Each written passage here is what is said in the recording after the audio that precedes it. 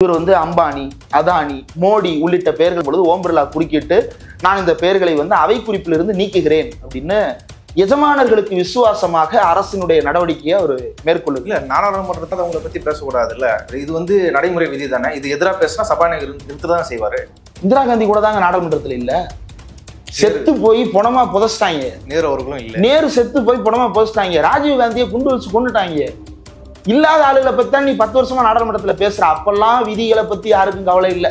அப்பெல்லாம் விதிகள் தளர்ந்து போல நாடாளுமன்றம் ஸ்தம்பிச்சு போயிடல. இப்ப மட்டும் திடீர்னு நாடாளுமன்றத்துல தீப்பிடிச்சு எரியுது. ராகுல் காந்தி என்னும் அனுமார் வந்து வாளை தூக்கி தீ வைத்து விட்டார் அப்படின்னு சொல்லிட்டு அலறி கொண்டிருக்கிறார்கள். பிற்படுத்தப்பட்டோர் எஸ்சி எஸ்டி எல்லாரும் சேர்த்து, ஓபிசி எஸ்சி எஸ்டி எல்லாரும் சேர்த்து 73% பேர் இருக்கிறாங்க. பட்ஜெட்ல எஸ்சி எஸ்டி ஓபிசி சிறுபான்மையினர் இவங்க யாரையுமே காணோம். பிஜேபி உருவாக்கிய ப்ராப்ளம் தான் அது. அவங்க தானே சொன்னாங்க, நாங்க தான் ஒரு எஸ்சியை வந்து குடியரசுத் தலைவராக்கணும், நாங்க தான் ஒரு எஸ்டியை குடியரசுத் தலைவராக்கணும், நாங்க தான் முஸ்லீமை குடியரசுத் தலைவராக்கணும். எல்லாம் ஆக்குன சரி, செக்ரட்டரியில எத்தனை பேர் எஸ்சி, செக்ரட்டரியில எத்தனை பேர் எஸ்டி, செக்ரட்டரியில எத்தனை பேர் ஓபிசி, செக்ரட்டரியில எத்தனை பேர் முஸ்லீம், எத்தனை பேர் கிறிஸ்டின், எத்தனை பேர் ஜெயின், எத்தனை பேர் புத்திஸ்ட் காட்டணும்ல. அதை காட்ட முடியாதா? ஏன் காட்ட முடியல அப்படின்னா, இந்த பட்ஜெட்ல வந்து ஓபிசி, பிசி, எஸ்சி எஸ்டி நம்ம நாட்டு மக்கள் தொகையில பெரும்பான்மையாளர்கள் வந்து புறக்கணிக்கப்பட்டிருக்காங்க, வஞ்சிக்கப்பட்டிருக்கான்றது பெரிய விமர்சனம். இவ்வளவு பெரிய விமர்சனத்தை அவர் வச்சுட்டு இருக்காரு. அதுக்கு பதில் சொல்ல வேண்டிய நிதியமைச்சர் நிர்மலா சீதாராமன் வந்து சிரிச்சிட்டு அது ஒரு மாதிரி கிண்டல் பண்ற மாதிரி பண்ணிட்டு இருக்காங்க. இல்ல, அது வந்து வேற ஒரு திமிர். 2000 ஆண்டுகளாக மனதிலிருந்து வந்து கொண்டே இருக்கின்ற ஒரு திமிர். ஒரு பேருக்கு கூட ஓபிசி இல்லை அப்படின்னு சொல்லும் பொழுது சந்தோஷப்படுறாங்க. உண்மையிலேயே நிர்மலா சீதாராமன் சிரித்த சிரிப்புக்கான அந்த அர்த்தம் அப்படின்றது ஓபிசிக்களுக்கு புரியும், எஸ்சிக்களுக்கு புரியும், எஸ்டிக்களுக்கு புரியும். தலையில் பிறந்தவர்கள் சிரிக்கின்ற அந்த சிரிப்பை வந்து அவர் தெளிவாக அன்றைக்கு காட்டியிருக்கிறார். இந்த பார்ப்பன சிரிப்புக்கான அர்த்தத்தை வந்து தமிழ்நாடு புரிந்து கொண்டதை போலவே இந்தியாவினுடைய மிடில் கிளாஸும் புரிந்து கொள்ளத்தான் போகிறது. நிச்சயமாக இதே நிலையில் பிஜேபியால் நீடிக்க முடியாது. They are in a crisis, மிகப்பெரிய கிரைசிஸ். மோடிக்கு வந்து ஓபிசி என்கின்ற செல்வாக்கு என்பது சுக்குநூறாக உடைந்திருக்கிறது. பட்டியல் சமூகத்தின் பாதுகாவலர் என்கின்ற அந்த பட்டப்பெயர்கள் எல்லாம் இனிமேலும் எடுபடாது என்பது உறுதியாகி, சிறுபான்மையினரின் அச்சுறுத்தல் அப்படின்றது உலகளவில் அம்பலப்பட்டு போய்விட்டது. இவ்வளவுக்கும் தாண்டி அவர் வந்து தன்னை நிரூபித்துக் கொள்ள வேண்டிய கடமை இருக்கிறது. மோடி அதை நிரூபிக்காவிட்டால் பிஜேபியினுடைய ஆட்சி அழிந்து போகும். அது RSSக்கும் நன்றாக தெரியும். அதனாலதான் RSS மோடியை மாத்திட்டு வேற ஒரு ரூட்ஸ் நேயர்களுக்கு வணக்கம். நேற்று நாடாளுமன்றத்தில் பட்ஜெட் மீதான விவாதத்தில் ராகுல் காந்தி அவர்கள், எதிர்க்கட்சி தலைவர் ராகுல் காந்தி அவர்கள் பேசிய உரை வந்து மிகவும் பேசு பொருளாக மாறியுள்ளது. இது குறித்து பேசுவதற்கு ஊடகவியலாளர் திரு இந்திரகுமார் அவர்கள் நம்மோடு இணைந்துள்ளார். வாருங்கள் அவர்கள் பேசுவோம். வணக்கம். வணக்கம். நாடாளுமன்ற கூட்டம் முடிஞ்ச பிறகு அமைச்சர் கிரண் ரிஜிஜு அவர் வந்து பத்திரிகையாளரை சந்திச்சு ஒரு பேட்டி கொடுத்திருக்காரு. அதுல வந்து எதிர்க்கட்சி தலைவர் ராகுல் காந்தி அவர்கள் வந்து நடைமுறை விதின்றது என்னன்னு தெரியாமலே வந்து பேசிட்டு இருக்காரு, சபாநாயகரை வந்து அவரோட அதிகாரத்தை கேள்விக்குள்ளாக்குறாரு, நாடாளுமன்ற நடைவிதிக்கு எதிராக நடந்துட்டு இருக்கிறாரு, அவர் ஒரு எதிர்கட்சி தலைவர் என்ற பொறுப்புக்கே அந்த பொறுப்புல இருந்து உணர்ந்து எதையும் பேச மாட்டாருன்னு சொல்லி ஒரு குற்றச்சாட்டு வச்சிருக்காரு. அவர் அப்படி பேசியது என்னவா இருந்தது? இல்ல, நேற்றைக்கு பத்திரிகையாளர்களை வந்து கிரண் ரிஜிஜு சந்திச்சார் இல்லையா? பத்திரிகையாளர்கள் எல்லாருக்கும் சுப்ரீம் கோர்ட்டா இருக்கட்டும் அல்லது வந்து நாடாளுமன்றமா இருக்கட்டும், பத்திரிகையாளர்களுக்குன்னு ஒரு பகுதி இருக்கு. அந்த பகுதியில பத்திரிகையாளர்கள் எல்லாரும் இருப்பாங்க. சுப்ரீம் கோர்ட்னா அங்கிருந்து வழக்கறிஞர்கள் வழக்க முடிச்சுட்டு வருவாங்க. வந்த உடனே நம்ம பார்ப்போம், பின்னாடி ஒரு காந்தி சிலை தூரத்துல இருக்கும், நாடாளுமன்ற அந்த சுப்ரீம் கோர்ட் சிலை தெரியும். அதே மாதிரி நாடாளுமன்றத்திலையும் ஒரு இடம் இருக்கு, நம்ம எல்லாரும் பார்ப்போம். ஒரு வாசல் வழியா வெளியே வருவாங்க, வெளியே வர்ற இடத்துல மைக்கோட நிற்பாங்க, அந்த இடத்துல பிரஸ் அட்ரஸ் பண்ணிட்டு போவாங்க. இப்போ இது வழக்கமான நடைமுறை. இப்போ இந்த நாடாளுமன்றத்துக்கு உள்ளுக்குள்ள வந்து பத்திரிகையாளர்களை அனுமதிக்கிறதுலேயே நேற்று வந்து ஒரு நெருக்கடி ஏற்படுத்தியிருக்காங்க. கோவிட் காலகட்டத்தில் வந்து ஒரு நெருக்கடி உருவாக்கப்பட்டது. அப்போது வந்து கோவிட் அப்படின்னு சொல்லிட்டு காரணம் சொல்லப்பட்டது. இப்போ எந்த விதமான காரணமுமே இல்லாம பலரை தடுத்து நிறுத்தி இருக்கிறார்கள். ரொம்ப சென்சார் பண்ணி ஒரு சிலரை மட்டும் அனுமதிக்கிறாங்க. ஒரு சில எம்பிக்கள் மட்டும்தான் இந்த பிரஸ் மீட்டுக்கு வந்து போய் கேட்டு பதில் சொல்லி வாங்கிட்டு வர்றது அப்படின்னு, ஆளுங்கட்சியை சேர்ந்த பிரதிநிதிகளுக்கு மட்டும்தான் அந்த வாய்ப்புன்ற மாதிரி உருவாக்கி விட்டுருக்கிறாங்க. எதிர்கட்சி பிரதிநிதிகளுக்கு அப்படியான வாய்ப்பு மறுக்கும் நோக்கம் வந்து அதுல வெளிப்படையாக தெரிகிறது. ரொம்ப பேசிக்கா ஒரு விஷயம் மாறி இருக்கு 2024 தேர்தலுக்கு பிறகு. யாரெல்லாம் இவங்க கையில இருப்பாங்க, நம்ம நினைத்தது போல இந்த களிமண்ணை உருட்டிக்கலாம்னு நினைச்சாங்களோ அது எல்லாத்துலயும் ஒரு உடைப்பு ஏற்பட்டிருக்கு. ஊடகம், சமூக வலைதளம் அப்படின்றது வந்து, இந்த சமூக வலைதளத்தினுடைய முதல் பயனாளி யாரு அப்படின்னா வந்து பிரதமர் நரேந்திர மோடி தான். அவர் தான் இதனால பலனடைந்தவர். தேசிய அளவில் தன்னுடைய பிம்பத்தை கட்டமைத்துக் கொள்வதற்கு முதல்ல கூகுள்ல பார்த்தோம்னா சிவப்பு கலர்ல ஒன்று இருக்கும், கூகுள் பிளஸ் அப்படின்னு ஒன்று இருக்கும். அது வந்து அதுல போஸ்ட் போடலாம், ரிப்ளை பண்ணலாம், கமெண்ட் பண்ணலாம், பிங் பண்ணலாம், எல்லாம் பண்ணலாம். ஃபேஸ்புக்கெல்லாம் ஃபேமஸ் ஆகிறதுக்கு முன்னாடி அது இருந்தது. அவன் முதல்ல லான்ச் பண்ணும்போது ராகுல் காந்தியை கேட்குறாங்க. ராகுல் காந்தி மறுத்துடுறாரு பிராண்ட் அம்பாசடரா இருக்க. மோடி வந்து பிராண்ட் அம்பாசடரா இருக்க சம்மதிக்கிறாரு. அவர் வந்து விளம்பரம் பண்றாரு. அவரும் அக்ஷய்குமாரும் பேசுறாங்க. பெரிய அளவுக்கு அவர் வந்து வளர்ச்சி காணுகிறார். அதிலிருந்து தான் தொடங்குது மோடியினுடைய டிஜிட்டல் சகாப்தம். என்ன மாறுது அப்படின்னா, ஒரு கொடூரமான கொலைகாரன் அப்படின்ற அந்த முகத்திரையை மாற்றிக்கொண்டு ஒரு நவீனமான ஜனநாயகவாதியாக தன்னை கட்டமைத்துக் கொள்வதற்கு இந்த நவீன வசதிகள் எல்லா வாய்ப்புகளையும் மோடி பயன்படுத்தி கொண்டார். அது அப்படியே இப்போது தலைகீழாக மாறி இருக்கிறது. இவங்க என்னென்னலாம் பண்ணாங்களோ அது எல்லாமே ரிவர்ஸ் ஆக தொடங்கி இருக்கிறது. இந்த அல்காரிதம் நம்ம கையில இருக்கும். இந்த கம்பெனிகள் வந்து நம்ம என்ன சொல்றோமோ அதை அப்படியே கேட்டு செய்வாங்க. அதன் மூலமா மக்களை கண்ட்ரோல் பண்ணிடலாம். இந்த அமெரிக்கா போன்ற நகரங்கள்ல கேம்பிரிட்ஜ் அனலிட்டிக்கா வைத்து மக்களை எப்படிலாம் மேனிப்புலேட் பண்ணாங்க, மக்களுக்கு வந்து எந்த செய்தியை காட்டுறது எந்த செய்தியை காட்டக்கூடாதுன்றத அல்காரிதமிக்கா எப்படியெல்லாம் வந்து ஃபேஸ்புக், கூகுள் போன்ற நிறுவனங்களை வைத்துக்கொண்டு மேனிப்புலேட் பண்ணாங்க அல்லது வந்து திசை திருப்பினாங்க அப்படின்றத நம்ம ஏற்கனவே பேசியிருக்கோம். அதே போன்ற ஒரு ஃபார்முலாவை இங்க இம்ப்ளிமெண்ட் பண்ண பாக்குறாங்க. உதாரணத்துக்கு நம்ம சமீபத்துல ஃபேஸ்புக்ல பாத்தீங்க அப்படின்னா மோடி அப்படின்ற வார்த்தையோட நீங்க ஒன்று எழுதுனீங்கன்னா அந்த போஸ்ட்டை வந்து 10 பேருக்கு மேல காட்டாது, 2 லைக்கு மேல விழுகாது. அப்படி வந்து அதை சென்சார் பண்றதன் மூலமாக இதை தன்னுடைய கட்டுப்பாட்டில் வைத்துக் கொள்ளலாம்னு நினைச்சாரு. ஆனா அது வேற ஒரு பூகம்பமாக கிளம்பி விட்டது. பிரதமர் மோடின்னு எழுதினாவே வந்து அந்த பதிவு வந்து வாழ்த்துரைக்குதா அல்லது வந்து விமர்சிக்குதா அப்படின்றத பொறுத்து அந்த பதிவினுடைய தரம் வந்து கட்டுப்படுத்தப்பட்டு அதனுடைய வீச்சு வந்து கட்டுப்படுத்தப்படுது. இப்படியான கட்டுப்பாடுகளின் மூலமா இது எல்லாம் நம்ம கையிலே இருக்கும். மக்களை நம்ம நினைச்சபடி மடைமாற்றலாம், திசை திருப்பலாம்னு நினைச்சிட்டு இருந்தாங்க. ஆனா அந்த அல்காரிதம் அப்படின்றது என்னன்னா அந்த நிறுவனத்தாடையே கட்டுப்படுத்த முடியாத ஒண்ணு. அது வந்து கண்டினியூஸா எவால்வ் ஆகிக்கிட்டே இருக்கிற ஒண்ணு. ஃபேஸ்புக் சந்திக்கிற மிகப்பெரிய நெருக்கடியே என்னன்னா அந்த அல்காரிதத்தை வந்து கண்ட்ரோல் பண்றது அவங்களால முடியல. எவ்வளவுக்கு எவ்வளவு பிராட் ஆகிக்கிட்டே போதோ அவ்வளவுக்கு அவ்வளவு இது வந்து தன்னுடைய கட்டுப்பாட்டை மீறி போகுது.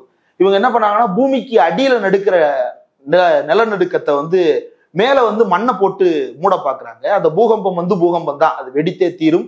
அப்படி வெடித்ததனுடைய விளைவு தான் 2024 நாடாளுமன்ற தேர்தலில் மாற்றம். ஏன்னா நம்ம எல்லா ஊடகங்களையும் பார்க்கிறோம். எந்த ஊடகத்திலையுமே வந்து மணிப்பூர் பிரச்சனையை குறித்து விவாதிக்கல. நாடாளுமன்றத்துல 145 எம்பிக்களை தகுதி நீக்கம் செய்யப்பட்டதை கண்டித்து எந்த விவாதங்களும் நடக்கல. விலைவாசி உயர்வு, இப்ப நம்ம பப்ளிக் ஒப்பீனியன் ஒன்று எடுக்கிறோம். மோடி ஒண்ணு பேசுறாரு அல்லது ஸ்டாலின் ஒண்ணு பேசுறாரு, 12 மணி நேர வேலைன்னு ஒண்ணு வருது. அந்த 12 மணி நேர வேலையை ஒட்டி நீங்க போய் மைக்க நீட்டினீங்க அப்படின்னா அந்த தொழிலாளர்கள் கொந்தளிப்பாங்க.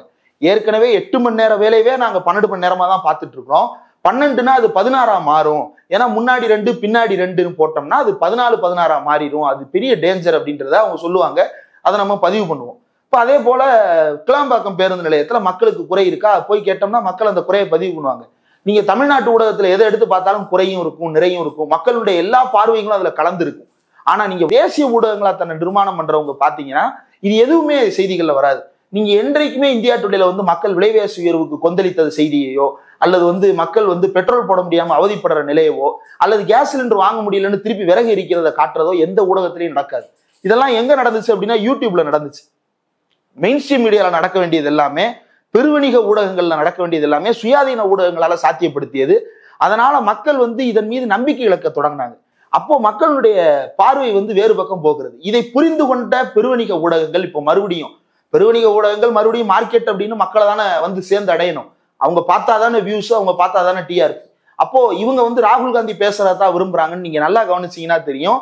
எலெக்ஷன் முடிஞ்சு ரிசல்ட் வந்த நாள்ல இருந்து ராகுல் காந்தி ஊடகங்களில் மிக பிரதானமான இடத்தை பிடித்திருக்கிறார். ஏன்னா மக்கள் அதை தான் பாக்குறாங்க. ஏன் பாக்குறாங்க? இது எனக்கு நெருக்கமானதா இருக்கு. அவன் ஏன் மொழியில பேசுறான், என் பிரச்சனையை பேசுறான், அவன் சொல்றதை நான் வாழ்க்கையில பாக்குறேன். அப்ப எனக்கும் அவனுக்கும் ஏதோ இருக்குன்னு அதை அதிகமா கவனிக்கிறாங்க. மோடி சொல்றதை கவனிக்க மாட்டாங்க. ஏன்னா 10 வருஷம் நீ பேசுறதை கேட்டுட்டோம், ஒன்னும் இங்க மாறல, அப்ப வேற ஒன்னு எதிர்பார்க்கிறாங்கன்னு புரிஞ்சுக்கிடுச்சு. இதை கவனித்த மோடி அரசு வந்து ஊடகவியலாளர்களுக்கான நெருக்கடியை உருவாக்குவது அப்படின்ற இடத்திலிருந்து அதை தடுத்திருக்கிறார்கள். ஆனால் அதையெல்லாம் தாண்டி நேற்றைக்கு நாடாளுமன்றத்தில் ராகுல் காந்தி பேசி இருப்பது அப்படின்றது மிகப்பெரிய கவனத்தை பெற்றிருக்கிறது. இது அவர்களுக்கு ஜீரணிக்க முடியாத ஒரு அஜீரண கோளாறாக உள்ளுக்குள் உறுத்தி கொண்டே இருக்கிறது. அதைத்தான் அவர்கள் வந்து கிரண் ரிஜிஜு வெளியே வந்து என்ன சொல்றாருன்னா, நடைமுறைக்கு மாறாக செயல்படுகிறார் ராகுல் காந்தி. நாடாளுமன்றத்துல நடைமுறை அப்படின்றத யாரு பிக்ஸ் பண்றதுன்னா அந்த சபாநாயகர் பிக்ஸ் பண்ணுவாரு. ஸ்பீக்கர் ஆஃப் த ஹவுஸ், அந்த அவையின் தலைவர் யாரு, ஓம் பிர்லா, அவர் பிக்ஸ் பண்ணுவார். ஓம் பிர்லா யாரு அப்படின்னா அவர் கோட்டா அப்படின்ற ஒரு இடத்திலிருந்து 3 முறை எம்பியாக வந்தவர், 2 முறை அவைத்தலைவராக இருப்பவர். அந்த கோட்டான்ற நகரம் எதற்கு புகழ் பெற்றது அப்படின்னு தெரியும். நீட் உள்ளிட்ட கொடூரமான கோச்சிங் சென்டர்களை வைத்து மக்களை வதைக்கின்ற நகரமாக அது இருக்கிறது. அந்த இடத்தினுடைய பிரதிநிதியாக அவர் வந்து சேர்கிறார். யாரா வர்றாரு? அவர் பிஜேபி காரராக தான் வர்றாரு. சபாநாயகர் நடுவு நிலைமையோடு செயல்பட வேண்டும் அப்படின்றது விதி. அதை அவர் பின்பற்றுகிறாரா அப்படின்னா யாரும் பின்பற்றுவதில்லை. ஆனால் குறைந்தபட்ச எதிர்க்கட்சிகள் பேசுவதற்காவது இடம் கொடுக்கணும் அப்படின்றதான் எதிர்பார்ப்பு. தமிழ்நாட்டில் திமுக நியமித்தவங்க தான் சபாநாயகர். அவர் எதிர்க்கட்சிகளுக்கு பேசுவதற்கு இடம் கொடுக்கணும், அதுதான் எதிர்பார்ப்பு. நீங்க வந்து திமுக காரர் தான், திமுகவுக்கு ஆதரவாக தான் இருப்பீங்க, எல்லாம் தெரியும். ஆனா குறைந்தபட்சம் பேசுவதற்கு இடம் கொடுங்க. இதைத்தான் நாடாளுமன்றத்துல ராகுல் காந்தி பேசுறாரு. முதல் முறையாக எதிர்க்கட்சி தலைவராக அவர் தேர்வு செய்யப்பட்டு உள்ள போகும் பொழுதே அவர் அதைத்தான் பேசுறாரு. ஓம் பிர்லா அவர்களே, நீங்க கடந்த காலத்துல எப்படி நாள் இருந்திருக்கலாம், இனிமேல் அப்படி இருக்க முடியாது, எங்களுக்கு பேசுவதற்கான இடத்தை நீங்க கொடுக்கணும், அதை புரிஞ்சு செயல்படுங்கன்னு அவர் வந்து ஓம் பிர்லாவுக்கு வாழ்த்து தெரிவித்து பேசும் பொழுது அந்த உரையில குறிப்பிடுகிறார். நேற்றைக்கு நடந்த அந்த சம்பவத்தை எடுத்து பாருங்க. இவர் வந்து அம்பானி, அதானி, மோடி உள்ளிட்ட பெயர்களை பேசும் பொழுது ஓம் பிர்லா குறுக்கிட்டு நான் இந்த பெயர்களை வந்து அவை குறிப்பிலிருந்து நீக்குகிறேன் அப்படின்னு எஜமானர்களுக்கு விசுவாசமாக அரசினுடைய நடவடிக்கையை அவர் மேற்கொள்ளுது. இல்ல, நாடாளுமன்றத்துல இல்லாதவங்களை பத்தி பேசக்கூடாது இல்ல. இவர் பாதுகாப்பு ஆலோசகரை பத்தியும் பேசுறாரு, அம்பானி யாதவ பேசுறாரு. இது வந்து நடைமுறை விதி தானே. இது எதிராக பேசினா சபாநாயகர் நிறுத்ததான் செய்வாரு. நான் ஒண்ணு சொல்றேன். 1966 நவம்பர் மாசம் டெல்லியில வந்து பெரிய போராட்டம். என்ன போராட்டம்னா, பசுக்களை பாதுகாக்குது அப்படின்னு சொல்லிட்டு பூரி சங்கராச்சாரியார் உள்ளிட்டவர்கள் எல்லாம் வந்து நிர்வாண சாமியார்களை கூப்பிட்டு வந்து டெல்லியில் நாடாளுமன்றத்தை முற்றுகையிட்டு போராட்டம் நடத்துறாங்க. போராட்டம் நடந்துகிட்டே இருக்கு. அந்த போராட்டத்தின் ஒரு பகுதியாக என்ன நடக்குது அப்படின்னா, 7 நவம்பர் 1966 கர்ம வீரர் காமராசர் தங்கி இருக்கிற வீடு வந்து சூறையாடப்படுகிறது. அது சூறையாடப்பட்டது மட்டுமல்ல, கொளுத்தப்படுகிறது. பின்வாசல் வழியாக காமராஜர் தப்பித்து ஓடி வந்து உயிர் பிழைத்தார். இல்லைன்னா காமராஜர் அந்த வீட்டோடு சேர்ந்து மண்ணாகி இருப்பாருன்றது வரலாற்றில் நாம் புரிந்து கொள்ள வேண்டிய விஷயம். அது எப்படி நடந்துச்சு அப்படின்னா, நாடாளுமன்றத்துல அர்ஜுன் அரோரா அப்படின்னு ஒரு நபர், அந்த நபர் பேசுகிறார். என்ன சொல்றாரு அப்படின்னா, நான் வந்து ஐ விட்னஸோட பேசினேன், அவங்களே சொல்றாங்க, அதை நேரில் பார்த்தவங்க சொன்ன சாட்சியா அவர் பதிவு செய்யறாரு. வந்தவங்க முதல்ல ராகவையான்னு ஒருத்தர் வீட்டுக்குள்ள பூந்துட்டாங்க. ராகவையா வீட்டை பூந்து சூறையாட ஆரம்பிக்கும் போதே அதுல ஒருத்தன் சொல்றான், இது காமராஜ் வீடு கிடையாது, காமராஜர் வீடு அந்தாண்ட இருக்கு, அங்க போகணும்னு சொல்றான். அவர் கொல்றதுக்கு தான் அந்த முயற்சி திட்டமிட்டு நடந்திருக்கு. இது நாடாளுமன்ற விவாதத்தில் நடந்தது. காமராஜர் நாடாளுமன்றத்துக்குள்ள இருந்தாரா, அல்லது காமராஜர் வந்து காமராஜர் விடுங்க, பூரி சங்கராச்சாரியர் நாடாளுமன்றத்துல இருந்தாரா? அவரை பத்தி ஏன் நாடாளுமன்றத்துல பேசணும்? அந்த பசுவதை குண்டர்கள், பசுவதையை தடுக்க வேணும்னு கேட்டாங்களே, நிர்வாண சாமியார் என்ற பெயரில் ஊருக்கு உலளாவி கொண்டிருந்த குண்டர்கள், அந்த குண்டர்களை பத்தி நாடாளுமன்றத்துல அன்னைக்கு பேசியிருக்கிறாங்க. ஏன்? நாடாளுமன்றத்துல நாட்டின் நடப்புகள் குறித்து பேச வேண்டும். நாட்டை ஆளுகின்ற மன்றம் அதுக்கு பேரு. இந்தியாவில் இருக்கக்கூடிய பெரு வணிக நிறுவனங்கள்னு எடுத்துக்கிட்டோம்னா அதுல டாப் 1 and 2 யார் இருக்கிறாங்கன்னா அம்பானியும் அதானியும் இருக்கிறாங்க. அவங்களுக்கு இந்திய அரசாங்கம் பல்வேறு சலுகைகளை வழங்குகிறது. என்னென்ன சலுகைகளை வழங்குகிறது? இந்தியாவின் நிலக்கரி ஏற்றுமதி முழுவதையும் கட்டுப்படுத்தும் அதிகாரியாக அதானி இருக்கிறார். இந்தியாவில் இருக்கக்கூடிய விமான நிலையங்கள் 90% விமான நிலையங்கள் கிட்டத்தட்ட அதானியின் கைகளில் தான் இருக்கிறது நினைக்கிறேன். போர்ட்டு, துறைமுகங்கள் முழுவதும் அதானியின் கட்டுப்பாட்டுக்கு கொண்டு செல்லப்படுகிறது. வெளிநாட்டுக்கு போனா அங்க போயும் அங்க இருக்கக்கூடிய துறைமுகங்களை வாங்குறதுக்கு அதானி முயற்சி செய்யறாரு. அதானி முயற்சி செய்கிற அதே காலகட்டத்துல அதானியும் மோடியும் சேர்ந்து அந்த ஊருக்கு பயணிச்சுட்டு வர்றாங்க அப்படின்றதையும் பாக்குறோம். அப்ப இவங்களை பத்தி நாடாளுமன்றத்துல பேசுறதா கூடாதா? அதானிக்கும் மோடிக்கும் தொடர்பு இருக்கு அப்படின்றதுக்கு பல்வேறு ஆதாரங்களை நம்ம கடந்த காலத்துல பார்த்திருக்கிறோம். இது குறித்த கேள்விகளுக்கு பதில் சொல்லட்டும். அன்றைக்கு வந்து இந்திரா காந்தி ஆட்சியில தாக்குதல் நடைபெற்றது. இந்திரா காந்தியை நோக்கி கேள்வி எழுப்புறாங்க, என்ன மேடம் பண்ணிட்டு இருக்கீங்க, காமராஜ் வீட்டை கொளுத்தி இருக்கிறாங்க, இவங்களை சும்மா விடுறதா அப்படின்னு சொல்லி நாடாளுமன்றத்துல பேசுறாங்க. சாமியார்களுக்கும் அரசியலுக்கும் தொடர்பே இல்லை, அந்த சாமியார்களை அரசியலில் இருந்து துடைத்து எரிய வேண்டும்னு 8ஆம் தேதி நவம்பர் மாசம் 1966 ராஜ்யசபாவில் விவாதம் நடந்திருக்கிறது. ஏன் விவாதம் நடக்குது? கேள்விக்கு பதில் சொல்லணும். அதற்கு இந்திரா காந்தி வருகிறார், பதில் சொல்றாரு. குறைவா சொல்றாரு, அதிகமா சொல்றாருன்றதை தாண்டி இந்த பிரச்சனை குறித்து அட்ரஸ் பண்றாரு. அப்போ குல்சாரிலால் நந்தா அவர் தான் வந்து 2 தடவை இதுக்கு முன்னாடி இதா இருந்தார், இடைக்கால பிரதமராக, காபந்து பிரதமராக இருந்தார். இவர் நேரு செத்தப்பவும் சரி, அதுக்கப்புறம் லால் பகதூர் சாஸ்திரி செத்தப்பவும் அவர் தான் வந்து தற்காலிக பிரதமராக இருந்தார். அவர் அதற்கு பிறகு வந்து உள்துறை அமைச்சரா இருக்கிறார். உள்துறை அமைச்சரா இருக்கும்போது இப்படி ஒரு சம்பவம் நடந்தவொடனே அவர் ராஜினாமா பண்ணிட்டு போறாரு. அவர் முன்வைத்த குற்றச்சாட்டுகளை இந்திரா காந்தி கிட்ட கேட்கிறாங்க. இந்திரா காந்தி அதுக்கு பதில் சொல்றாங்க. பதில் சொல்ல மறுத்த விஷயங்களை நாடாளுமன்றம் கேள்வி எழுப்புது. இதுதான் ஜனநாயகம். அன்னைக்கு இந்திரா காந்தி இருந்தாங்க, அதனால பேசக்கூடாது அப்படி இல்லை. அந்த ஜனநாயகத்தினுடைய ப்ராசஸ் என்ன? பேசுவதற்கான இடம், மக்கள் பிரச்சனையில பேசுவதற்கான இடம். அப்போ இவ்வளவு பிரச்சனைகளை இன்றைக்கு உருவாக்கி கொண்டிருக்கக்கூடிய அதானி பத்தியும் அம்பானி பத்தியும் நாடாளுமன்றத்தில் பேசாமல் வேறு எங்க போய் பேசலாம்? ஒன்றும் இல்லை, சூயஸ் கால்வாய் திட்டம்னு தமிழ்நாட்டில் ஒரு திட்டம் வந்து கடந்த அதிமுக ஆட்சி காலத்துல வந்து சேர்ந்தது. அந்த பிரச்சனையை குறித்து சட்டமன்றத்துல பேசலாமா கூடாதா? எந்த கட்சியானாலும் இருக்கட்டும், அது பேசுவதற்கான உரிமை இருக்குதா இல்லையா? இருக்குல்ல. ஆம்ஸ்ட்ராங் மரணம் நடைபெற்று இருக்கிறது. அடுத்த தடவை வந்து எடப்பாடி பழனிசாமி வந்து கேட்கிறாரு, இது குறித்து பேசணும். கள்ளச்சாராய மரணம் நடந்தது, கள்ளச்சாராய மரணம் குறித்து பேசணும்னு கேட்கிறாரு. முதல்ல வந்து கேள்வி நேரம் முடிந்ததுக்கு பிறகு நேரம் ஒதுக்குறேன்னு சொல்றாங்க. அவர் பொறுமை காக்க முடியாம எந்திரிச்சு ஓடிடுறாரு. திரும்ப கூப்பிடுறாங்க, அவர் வரமாட்டேங்கிறாரு. ஆனாலும் பாஜக அங்கு இருந்தது, அந்த விவாதம் நடைபெற்றது. கள்ளக்குறிச்சி விவகாரத்துல அந்த கள்ளச்சாராய மரணங்கள், விஷசாராய மரணங்கள் குறித்து முதலமைச்சர் மு க ஸ்டாலின் பதில் சொல்றாரு. நீங்க சொல்லுங்க, அதானிக்கு இந்திய அரசாங்கம் கிடையாது. இந்திய அரசாங்கம் என்பது ஓபிசிக்களுக்கு, இந்திய அரசாங்கம் எஸ்சிக்களுக்கு, எஸ்டிக்களுக்கு, சிறுபான்மையினருக்கு. அதானிக்கு கிடையாது அப்படின்றத உறுதியா தெரிவிக்கணுமா இல்லையா? அதை தெரிவிச்சா அவருடைய மதிப்பு மக்கள் மத்தியில கூடத்தானே போகுது. ஆனா அவர் தெரிவிக்க மாட்டார். ஏன்னா அவர் தெரிவிக்க முடியாத ஒரு சூழ்நிலையில இருக்கிறாரு. எப்படி அவர் தெரிவிக்க முடியும்? பல விஷயங்களில் பொய் சொல்லுகின்ற பிஜேபி ஒரு விஷயத்தில் மட்டும் பொய் சொல்லாது. அது அதானி அம்பானி விவகாரத்துல ஒரே ஒரு இடத்துல தேர்தல் பிரச்சாரத்தப்ப அடிச்சாரு அதானிய. அதானி அம்பானின்னு சொல்றாங்க, அவங்கள வளர்த்து விட்டதே நீங்க தான் காசு வாங்குறீங்கன்னு சொன்னாரு. அப்பயே அதானி கோச்சுக்கிட்டாப்ல. அதுக்கப்புறம் வேற எப்பயுமே அதானியை வந்து அவர் சீன்றதே கிடையாது. இந்த நான் பயாலஜிக்கல் மைனாரிட்டி பிரைம் மினிஸ்டர் நடத்தக்கூடிய இந்த அரசாங்கத்தில் அதானியை பற்றி பதில் சொல்வதற்கு வக்கில்லை என்றால் பதவி ராஜினாமா பண்ணிட்டு போயிருங்க, வேற யாருக்காவது போஸ்டிங் கொடுங்க, பதில் சொல்ற மாதிரி யாரையாவது கூட்டுவாங்க.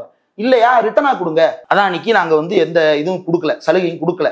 அவர் நேர்மையா டெண்டர்ல போட்டிட்டார், அந்த டெண்டர் முறைப்படி அவருக்கு எல்லாத்தையும் ஒதுக்கி கொடுத்தோம் அப்படி சொல்லுங்க. அது எப்படிங்க இந்தியா முழுக்க இருக்கக்கூடிய எல்லா துறைமுகம், இந்தியா முழுக்க இருக்கக்கூடிய எல்லா விமான நிலையம் அவ்வளவையும் ஒரே ஆளே டெண்டர் எப்படி எடுக்க முடியுது? ஆனா இவர் எடுக்கிறாரு.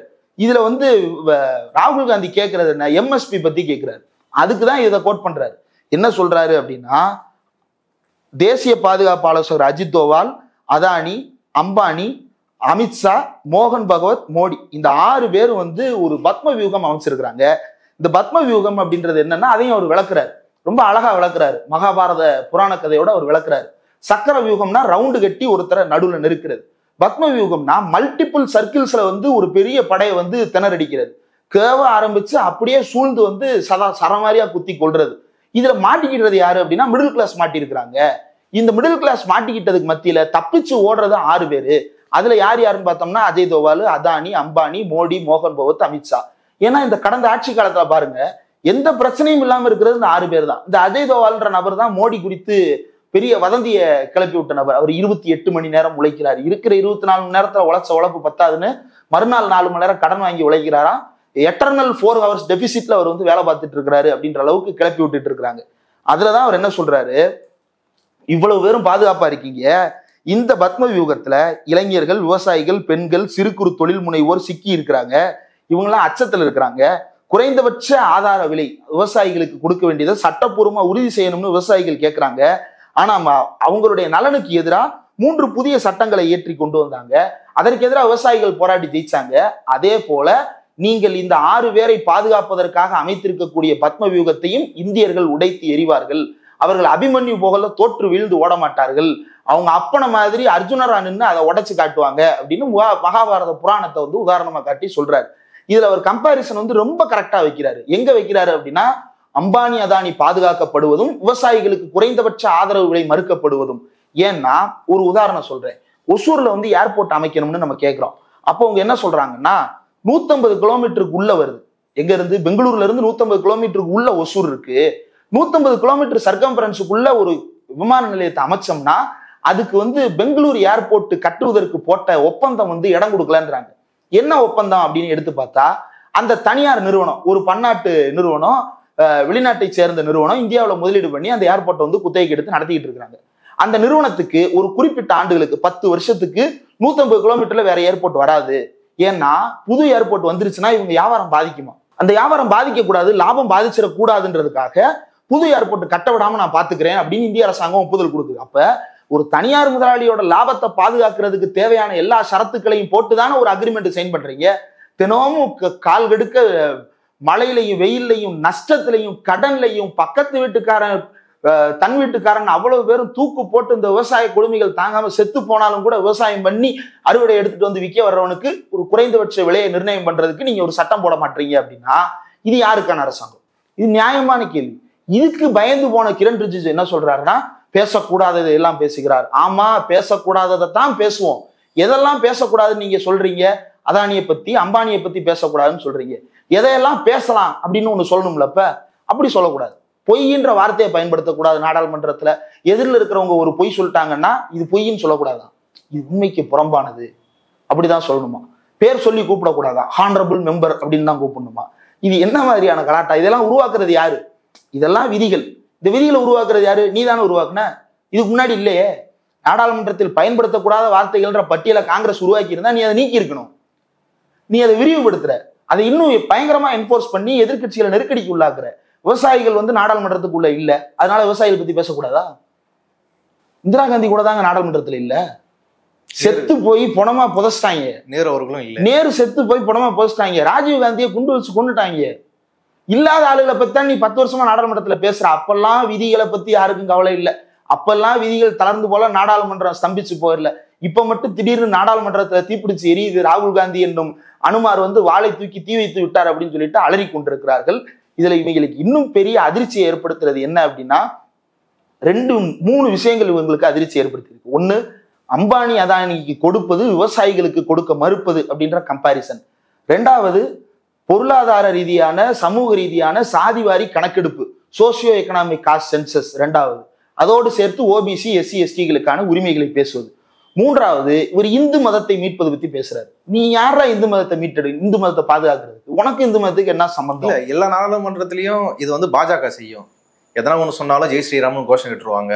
கம்பேர் பண்ணி நாங்க இதுங்களோட பாதுகாவலர்கள், ராமரோட வாரிசுன்னு சொல்லி கம்பேர் பண்ணி பேசுவாங்க. ஆனா இந்த வாட்டி முழுக்க முழுக்க இவங்க அதை எடுக்கல. ராகுல் காந்தி அவர்கள் எதிர்த்து இருக்காரு, ராமருக்கு பதிலாக சிவனை முன்வச்சிருக்கிறாரு. இவங்க இந்து மதத்தோட ரெப்ரஸன்டேட்டிவா பேசுறதுக்கான ஒரு வாய்ப்பே இல்லாம போகுது. ஏன் இந்த ஸ்ட்ராட்டஜி? இல்ல, இது ரொம்ப முக்கியமான ஒரு கேள்வி. இதுக்கு முன்னாடி அவங்க ராமரை பத்தி பேசினாங்க, இப்ப அவங்க ராமரை பத்தி பேசுறதை குறைக்கிறாங்க. நம்ம சிவனை பத்தி பேசுறதா ஏன் பேசணும் அப்படின்னு முற்போக்கு தளத்திலிருந்தும் ஒரு விமர்சனம். இன்னொரு பக்கத்துல வந்து சாப்பிட்டா யோசிக்கிறவங்க எதுக்கு நம்ம சாப்பிட்டு இந்துத்துவ டோன் எடுக்கணும் அப்படின்ற ஒரு விமர்சனம் இப்படி வந்து கொண்டு இருக்கிறது.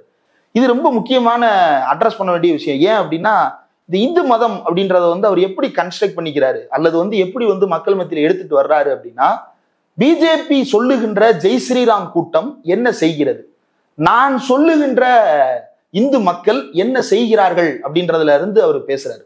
இந்து மக்களினுடைய யதார்த்த வாழ்வியலை ரெப்ரசன்ட் பண்றவர் ராகுல் காந்தியும், அவங்க என்னெல்லாம் செய்யறாங்கன்றதனுடைய ரெப்ரசன்டேட்டிவா இந்துத்துவ மனநிலை கொண்டவர்களா பிஜேபியும் இருக்கிறாங்க. ஒரு உதாரணத்துக்கு சொல்றேனே, யோகி ஆதித்யநாத்னு ஒருத்தர் வந்து உத்தரப்பிரதேசத்தினுடைய முதலமைச்சராக இருக்கிறார். அவர் முதலமைச்சராக வருவதற்கு முன்னாடியே நாடாளுமன்றத்துல எம்பியா இருக்கிறாரு. 26 வயசுல அவர் நாடாளுமன்றத்துல எம்பி ஆயிட்டாரு.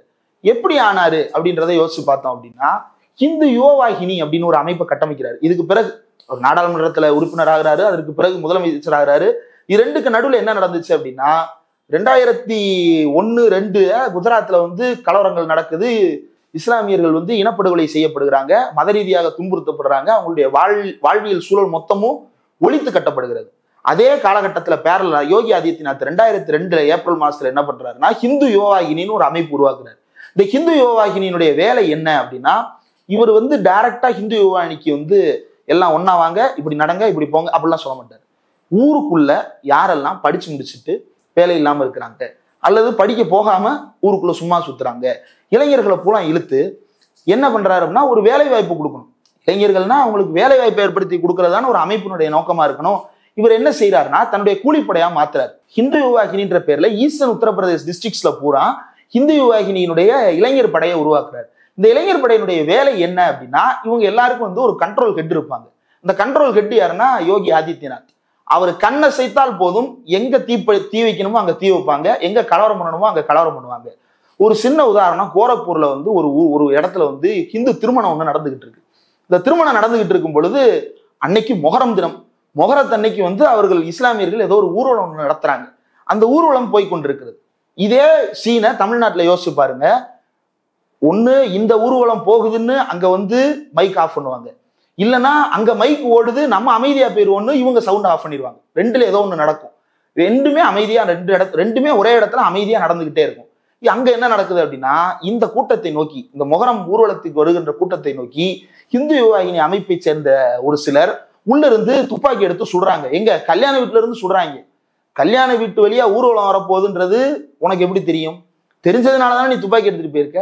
இல்ல தெரியாமலே துப்பாக்கி எடுத்துட்டு போற அப்படின்னா அப்ப துப்பாக்கி கலாச்சாரம் அவ்வளவு இயல்பா இருக்குன்னு அர்த்தம். எந்த இடத்துல யோசிச்சு பார்த்தாலும் அது சிக்கல். துப்பாக்கி எடுத்து சுடுறாங்க. சுட்ட உடனே என்ன நடக்கும்? பதற்றம் உருவாகும், கோபம் வரும், ஆத்திரம் வரும். யாரா அவன்னு போய் பிடிக்க போவாங்க. பிடிச்சு அவனை அடிச்சதுல அவர் ஆஸ்பத்திரிக்கு அழைச்சு செல்லப்படுறாரு. அவர் இறந்து போயிடுறாரு. இந்த கலவரத்தை தூண்டினது யாரு அப்படின்னா துப்பாக்கி எடுத்து சுட்ட அந்த நபர். இப்ப கலவரம் நடந்துருச்சு. இப்ப என்ன நடக்குது அப்படின்னா, இதற்கு பிறகு அந்த இஸ்லாமியர் பகுதிகள் முழுவதும் சூறையாடப்பட்டு பெரிய கலவரம் நடத்தப்பட்டு வன்முறை காடாக்கப்பட்டு பலருடைய உயிர் சேதமாகிறது, பலருடைய வீடுகள் கொளுத்தப்படுகிறது, பெரிய கலவர சொல்லாகவே அது மாறுது. அதற்கு பிறகு யோகி ஆதித்யநாத்தின் மீது கம்ப்ளைண்ட்லாம் ஃபைல் ஆகுது, கேஸ் போடுறாங்க, அரெஸ்ட் ஆகுறாரு, அதுக்கப்புறம் ரிலீஸ் ஆகுறாரு, அதுக்கப்புறம் சைலண்ட் ஆகிறாங்க. இவங்க வேலையே இதுதான். இது ஒரு சாம்பிள். இப்படி எல்லா ஊர்லயும் நடக்குது. இன்னைக்கு ஒண்ணும் இல்ல, கன்வர் யாத்திரான்னு ஒண்ணு நடத்துறாங்க தமிழ்நாட்டுல. இதே மாதிரி ஒரு ஒப்பீடு சொல்லணும்னா, உத்தரப்பிரதேசல ஆமா, பழனியில பால் காவடி எடுத்துட்டு போவாங்க, இல்லது காவடி எடுத்துட்டு போவாங்க, பால் குடம் எடுத்துட்டு போவாங்க. என்ன பண்ணுவாங்கன்னா, வெவ்வேறு ஊர்ல இருந்து திருநெல்வேலி, திருச்சி போன்ற ஊர்கள்ல வெவ்வேறு ஊர்ல இருந்து பழனிக்கு என்ன பண்ணுவாங்கன்னா, காவடியை தோல்ல தூக்கிட்டு நடந்துகிட்டே இருப்பாங்க. அந்த காவடியை கீழே வைக்கவே மாட்டாங்க.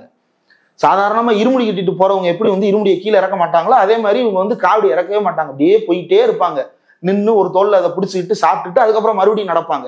இப்படியாக அவங்க போய் சேருவாங்க. யாருக்கும் கலவரம் எந்த இடத்துலயும் நடக்காது.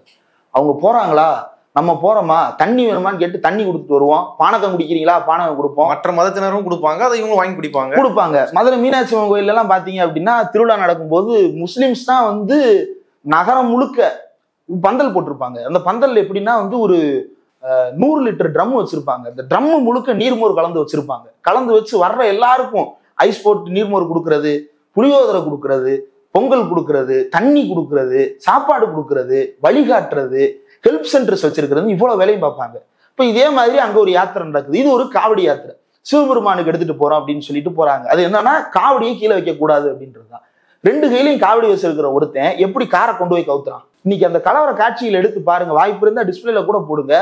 ஒரு பெரிய கார், இந்த பாலையா படத்துல காரை தூக்கி கவுத்துவாங்கல்ல, அந்த மாதிரி 10 பேர் சேர்ந்து காரை புரட்டுறாங்க, போலீஸ் காரை புரட்டுறாங்க, மக்கள் காரை புரட்டுறாங்க, முஸ்லிம்களுடைய கடைகளை சூறையாடுறாங்க, போற வழியில் இருக்கக்கூடிய அத்தனையும் கொளுத்திட்டு போறாங்க அல்லது சூறையாடிட்டு போறாங்க.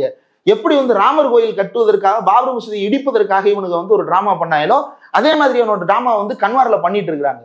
இது எதுக்கு அப்படின்னா, பிரதமராக வாஜ்பாய் இருந்த போது மோடி தன்னை தலைவராக நிரூபித்துக் கொள்வதற்கு ஒரு கலவரத்தை நடத்தியதை போல, மோடி பிரதமராக இருக்கும்போது தன்னை நிரூபிச்சுக்கிறதுக்காக இந்துக்களை தூண்டிவிட்டு இந்த போராட்டத்தை நடத்திட்டு இருக்காங்க. ராகுல் காந்தி சொல்றது இதிலிருந்து முற்றிலும் மாறுபட்டது. இவர்கள் இந்துக்களா? இதுதான் ராகுல் காந்தி எழுப்புற கேள்வி. சாமானியமா ஒரு இந்துன்றவன் என்ன பண்ணுவான்? காலையில எந்திரிப்பான், பா நல்ல இன்னைக்கு எதுவும் நல்லது கெட்டது நடந்துடக்கூடாதுப்பா, எங்க அம்மா அப்பா நல்லா இருக்கணும்ப்பா, ஆபீஸ்ல எல்லாம் நல்லபடியா வேலை முடியணும்ப்பான்னு திருநீர் எடுத்து பூசிட்டு தீபத்தை தொட்டு கும்பிட்டுட்டு அவன் ஆபீஸ் போயிடுவான். போற வழியில ஒரு பிள்ளையார் கோயில் இருக்கா, பிள்ளையாரே அருள் கொடுப்பா அப்படின்ட்டு ஆபீஸ் போயிடுவான். திருப்பி வீட்டுக்கு வருவான், சாயங்காலம் விளக்கு போடுவான், சாமி கும்பிடுவான், தூங்கிடுவான். வெள்ளிக்கிழமையான காலையில எந்திரிச்சு கோயிலுக்கு போய் ஒரு விளக்க போட்டுட்டு வீட்டுக்கு சேர்ந்துருவான்.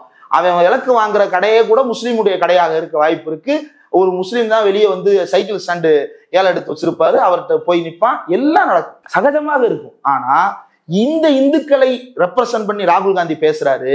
கன்வார் யாத்திரையில கலவரம் பண்ற இந்துக்களை ரெப்ரசன்ட் பண்ணி அவன் பேசுறான். அப்ப நீ சொல்ற ஜெய் ஸ்ரீராம்ன்றது ஊருக்குள் தீயை கொளுத்தி வைத்து ஊரை கலவரமாக மாற்றக்கூடிய இந்துத்துவா. நான் சொல்ற இந்துன்றது அப்படி அல்ல. யாருக்கும் எந்த துன்பமும் செய்யாம அவன் பாட்டுக்கு நிம்மதியா வாழ்ந்துகிட்டு இருக்கிறான். ஒரு புல் பூண்டை மிதிச்சிட்டா கூட ஐயோ இன்னைக்கு இதை மிதிச்சிட்டமே, இன்னைக்கு இந்த புள்ள பூச்சியை கொண்டுட்டோமே, இன்னைக்கு ஒரு பூச்சி அடிச்சிட்டமே அப்படின்னு சொல்லி வருத்தப்பட்டு அவன் பாட்டுக்கு நிம்மதியா வாழ்ந்துகிட்டு இருக்கிறான். நான் இவங்களுக்கு ரெப்ரசன்டேட்டிவா பேசுறேன், நீ இவங்களை பூரா வீட்டுல தீய வச்சு கொளுத்துறவனுக்கு ரெப்ரசன்டேட்டிவா பேசுற அப்படின்றதுதான் ராகுல் காந்தி டிரைவ் பண்ற ஒரு முக்கியமான லைன். ஏன் அப்படின்னா, இந்தியா முழுக்க இன்றைக்கு இருக்கக்கூடிய மிகப்பெரிய சிக்கல்கள்ல ஒண்ணு தேசியவாதத்தை அவன் கைப்பற்றி வைத்திருப்பது, இன்னொன்னு இந்த மதத்தை அவன் கைப்பற்றி வைத்திருப்பது. இந்த ரெண்டுக்கும் அவனுக்கும் சம்பந்தமே கிடையாது. அவனுடைய வேலை என்ன? ஒரு பிராமண மதத்தை உருவாக்குவது. பிராமண மதம் அப்படின்னு அவர்கள் ஆரம்பத்தில் வைத்திருந்தது ஒண்ணுதான், பிராமணர், சத்திரியர், வைசியர், சூத்திரர் அப்படின்ற படிநிலை சமூகத்தை உருவாக்குவது. அதற்காக உருவாக்கப்பட்டதுதான் விஸ்வகர்மா திட்டம். அதற்காக உருவாக்கப்பட்டதா யோகி ஆதித்யநாத் பஞ்சர் ஓட்டுறதுக்கு இன்னைக்கு ஸ்கூல்ல 28,000 ரூபாய் ஃபண்டு ஒதுக்கி செலவு பண்ணிட்டு இருக்காங்க. இதெல்லாம் அதை உருவாக்குவதற்காக. ஆனால் சாமானியனா ஒரு காலத்துல அவன் சிவபக்தனா இருந்தான், சைவனா இருந்தான். அதுக்கப்புறம் இன்னைக்கு அவன் இந்துன்னு அழைக்கப்படுறான். அதனால வேற வழி இல்லாம இந்துன்னு சொல்லிக்கிறான், அவன் பாட்டுக்கு நிம்மதியா வாழ்றான். அவனுக்கு ரெப்ரசன்டேட்டிவா நான் இருக்கேன்றது தான் ராகுல் காந்தி சொல்றாரு. ரொம்ப நுட்பமா அதற்குள்ள அவர் சொல்றது என்ன அப்படின்னா, இவர்களுடைய உரிமைகளை எப்படி பாதுகாப்பது? இவன்லாம் இந்து, சாதாரணமா இருக்கான், வாழ்றான், வேலைக்கு போறான், வர்றான். இவனுடைய வாழ்க்கையை எப்படி உயர்த்துறது? அவனுக்கு இடஒதுக்கீடு கொடுக்கணும். அவனுக்கு வந்து வரியிலிருந்து சலுகைகள் கொடுக்கணும், அவனுக்கு வந்து பல்வேறு வசதி வாய்ப்புகளை ஏற்படுத்தி கொடுக்கணும், வீடு கட்டி கொடுக்கணும், சிலிண்டருக்கு மானியம் கொடுக்கணும், அவனுக்கு அன்றாட செலவுகளுக்கு தேவையான மானியங்களை கொடுக்கணும், நியாய விலை குறைகள்ல பொருள் கொடுத்தா மட்டும் பத்தாது, அதை பயன்படுத்துவதற்கான சூழலை வீட்டுல உருவாக்கணும், இவ்வளவையும் செய்யணும். இதுதான் அந்த மிடில் கிளாஸை வந்து பாதுகாக்க போவது, சாமானிய இந்துக்களை பாதுகாக்க போவது. இதையெல்லாம் மோடி அவர்கள் செய்யவில்லை அப்படின்றதுதான் ராகுல் காந்தி வைக்கிற குற்றச்சாட்டு. அவர்கள் சொல்வது போல வந்து ஜெய் ஸ்ரீராமுக்கு போட்டியாக ஹரஹர மகாதேவ்னு வீட்டை கொளுத்தும் வேலையை ராகுல் செய்யவில்லை. ராகுல் வீட்டில் தீபம் ஏற்ற நினைக்கிறார், ஆனால் அந்த வீட்டையே தீபமாக கொளுத்த நினைக்கிறது பிஜேபி. இதுல இருந்து தான் இவங்களுக்கு இருக்கிற வித்தியாசம் பார்க்க. இப்போ நீங்க இந்த விஷயத்தை விளக்கும் போது யோகி ஆதித்யநாத் வந்து அடுத்த பிரதமர் ஆகிறதுக்கு இப்படியான விஷயங்களை செய்யறாரு சொல்றீங்க. இதை தொடர்படுத்தி ராகுல் காந்தி ஒரு பேசியிருந்தார். மோடியை தவிர இன்னொருத்தர் வந்து பாஜக பிரதமர் ஆக முடியாது, டிஃபென்ஸ் மினிஸ்டர் ட்ரை பண்றாரு ஆனா அவரால் முடியாது, ஒரு அச்சம் இருக்குது, அவருக்கு மட்டும் கிடையாது இந்தியா முழுக்க இப்படி ஒரு அச்சம் இருக்குது, ஏன் மோடியை தவிர இன்னொருத்தர் பிரதமர் ஆகுது? பாஜக வந்து ஒரு தலைவர் முன்னிறுத்துற கட்சி இல்ல, ஏன் அப்போ மோடியை தவிர இன்னொருத்தர் ஆக முடியாது? மோடியை தவிர இன்னொருத்தர் ஆக முடியாது அப்படின்றது காரணம் அவருக்கு பக்கத்திலே உட்கார்ந்து இருக்கிற A1 and A2. A1 A2னா அமித்ஷாவோ அல்லது ராஜ்நாத் சிங்கோ இல்ல, அதானியும் அம்பானியும். இவர்களுக்கு தேவையான, அதாவது இந்த நாட்டில் இவர்கள் உருவாக்க நினைக்கின்ற மதவாதம்ன்றது ஒண்ணு. ரெண்டாவது, இவர்கள் இதை யாருக்கான காலனியாக மாற்ற பார்க்கிறார்கள் அப்படின்னா 2 பேருக்கான காலனி. ஒண்ணு சித்பவன் பார்ப்பனர்களுக்கான காலனியாக, இன்னொன்று பனியாக்களுக்கான காலனியாக. இந்த பனியாக்களுக்கான காலனியாக உருவாக்குவதை வந்து மோடி அளவுக்கு யாரும் இதுவரைக்கும் சீரும் சிறப்புமாக செய்தது கிடையாது. எந்த விதமான கேள்வியும் இல்லாமல் வந்து பட்டா போட்டு கொடுக்கிறது, எல்லா வேலைகளையும் செய்து வைத்திருக்கிறார். இந்த ஒரு பெரு முதலாளித்துவ வர்க்கத்தை தனக்கு பின்னால் அணிதிரட்டி வைத்திருக்கிறார். இது மோடியை பாதுகாக்கிறதுன்றது ஒண்ணு. ரெண்டாவது, தன்னை வந்து ஒரு ஓபிசி லீடரா பிரதானப்படுத்திக்கிறது, இதன் மூலமாக தன்னை ஓபிசி என்று கிளைம் பண்ணிக்கிறதன் மூலமாக பாதுகாத்துக் கொள்வது, இந்த வேலைகளை மோடி செய்து கொண்டிருக்கிறார். இது இரண்டாவது பாதுகாப்பு வளையம். மூணாவது என்ன அப்படின்னா, கட்சிக்கு உள்ள இருக்கக்கூடிய அந்த நிர்வாக கட்டமைப்புக்குள்ள மோடி செலுத்தக்கூடிய தாக்கம் அல்லது மோடி ஏற்படுத்தி இருக்கக்கூடிய விளைவு. இந்த மோடி எஃபெக்ட் அப்படின்றது என்ன அப்படின்னா, இது அழிந்து போகும் பொழுதுதான் மோடியை தாண்டி இன்னொருத்தர் வர முடியும். நிர்மலா சீதாராமனாலேயோ அமித்ஷாவாலேயோ இப்படியான எஃபெக்டை கிரியேட் பண்ண முடியலன்றதுனாலதான் வேறு ஒருத்தர் மோடி வந்து அந்த இடத்துல உட்காரவே செய்யறார். இப்போ மோடி இதை எப்படி வந்து அடைந்தார் அப்படின்னா, இவ்வளவு கலவரங்களின் வழியாக, இவ்வளவு பெருமுதலாளிகளுடைய ஆதரவின் வழியாக இந்த இடத்தை வந்து அடைந்திருக்கிறார். மோடி அன்டிஸ்பியூட்டபிள் லீடர் அப்படின்னு இவங்க சொல்றாங்க இல்லையா, அது வந்து ஒரு பிம்பம். ராகுல் காந்தி சுட்டி காட்ட நினைப்பதுதான். ராகுல் காந்தி சொல்றது வந்து மோடியை வந்து நீங்க அசைக்க முடியாது அப்படின்னு சொல்றது காரணம் என்ன அப்படின்னா, உங்களுக்குள் இருக்கக்கூடிய விஷயங்களை சுட்டி காட்டுவது. நீ வேணா முடிஞ்சா நீயும் தானே பேசுற, உன்னை வேணா அந்த சீட்ல உட்கார வச்சு பார்ப்போம். அந்த கூடாரத்துக்குள்ள ஒரு கல்லை தூக்கி போட்டிருக்கிறாரு, அந்த கிணறு சலம்புதா இல்லையா அப்படின்றத பார்க்கலாம் அப்படின்றதான் ராகுல் காந்தியினுடைய நோக்கம் நான் கருதுனேன். ஏன்னா இந்த சலம்பலை அவர் இங்கிட்டு ஏற்படுத்தி இருக்கிறார். காங்கிரஸுக்கு தலைவராக யாருமே இருக்க முடியாது, இந்திரா காந்தி போனதற்கு பிறகு யாராலையும் காங்கிரஸை வந்து காப்பாற்ற முடியல, காங்கிரஸ் வந்து கவிழ்ந்து போன கப்பல், சோனியா காந்தி வந்து ஒரு ஆள் இல்லாத நபராக ஆகிவிட்டார், அவரால் எதுவும் செய்ய முடியாது, உங்களுக்கு லீட் பண்றதுக்கு ஆளே கிடையாதுன்றதையெல்லாம் இவங்க உருவாக்குனாங்க. ராகுல் காந்தி காங்கிரஸ் தலைவராக தேர்ந்தெடுக்கப்பட்ட போது இவங்க என்ன உருவாக்குனாங்க, அவர் பப்பு, அவரால் ஒன்றும் செய்ய முடியாது, எல்லாத்தையும் உருவாக்குனாங்கல்ல. அப்போ நான் பப்பு இல்லைன்னு இப்ப அவர் ப்ரூவ் பண்ணிட்டாரு. நீ கல்ல போட்ட அந்த சலம்பல்ல வந்து நான் ஒரு அமைதியை ஏற்படுத்தி காட்டிட்டேன், இன்னைக்கு நான் நின்றுட்டேன், இப்போ உன் கூடாரத்துல நான் கல்ல தூக்கி போடுறேன், நீ கொஞ்ச நாள் சலம்பிட்டு தெரி அப்படின்ற நோக்கத்தோடு செய்யப்பட்டிருக்கணும். அப்படியே செய்யப்பட்டிருப்பது நல்லதுன்னு நினைக்கிறேன். ராகுல் காந்தி அவர் பேசிட்டு இருக்கும்போது ஒரு படத்தை எடுத்து காட்டுறாரு. அவர் எடுத்து காட்டினோடனே வந்து கேமரா திருப்புறாங்க, பிரச்சனையாவது. ஓம் பிர்லா அவர் வந்து வைங்கன்னு சொல்றாரு. அவங்க நிர்மலா சீதாராமனோட படம், அது மூலியமா என்ன சொல்ல வர்றாரு அந்த படத்தை காட்டி? படத்துல அவர் வந்து சொல்றது ரொம்ப சுவாரஸ்யமான ஒரு உதாரணம். பொதுவாக அந்த ரெட்டாரிக் வந்து ரொம்ப முக்கியம். உவமைகளின் மூலமாக மக்களுக்கு ஒரு செய்தியை கடத்துறதுன்றது ரொம்ப முக்கியம். ஏன்னா வந்து நீங்க பட்ஜெட்டை வந்து வாசித்து இந்த திட்டத்தில் இந்த மக்களுக்கு இவ்வளவு நிதி வந்திருக்க வேண்டும், இது வரவில்லை அப்படின்னு டிபேட்ல பேசுற மாதிரி ஆதாரங்களை எடுத்து பேசினாலும் அவ்வளவு ஈஸியா மக்கள்கிட்ட பெனிட்ரேட் ஆகாது. டக்குன்னு கேட்ச் பண்ற மாதிரி ஒரு கற்பூரத்தில் வைத்த தீயை போல பற்றி கொள்ளும் அளவுக்கு அவருக்கு ஒண்ணு சொல்லணும். இப்ப ராகுல் காந்தி ரொம்ப முக்கியமா ஒரு விஷயத்த சொல்றாரு.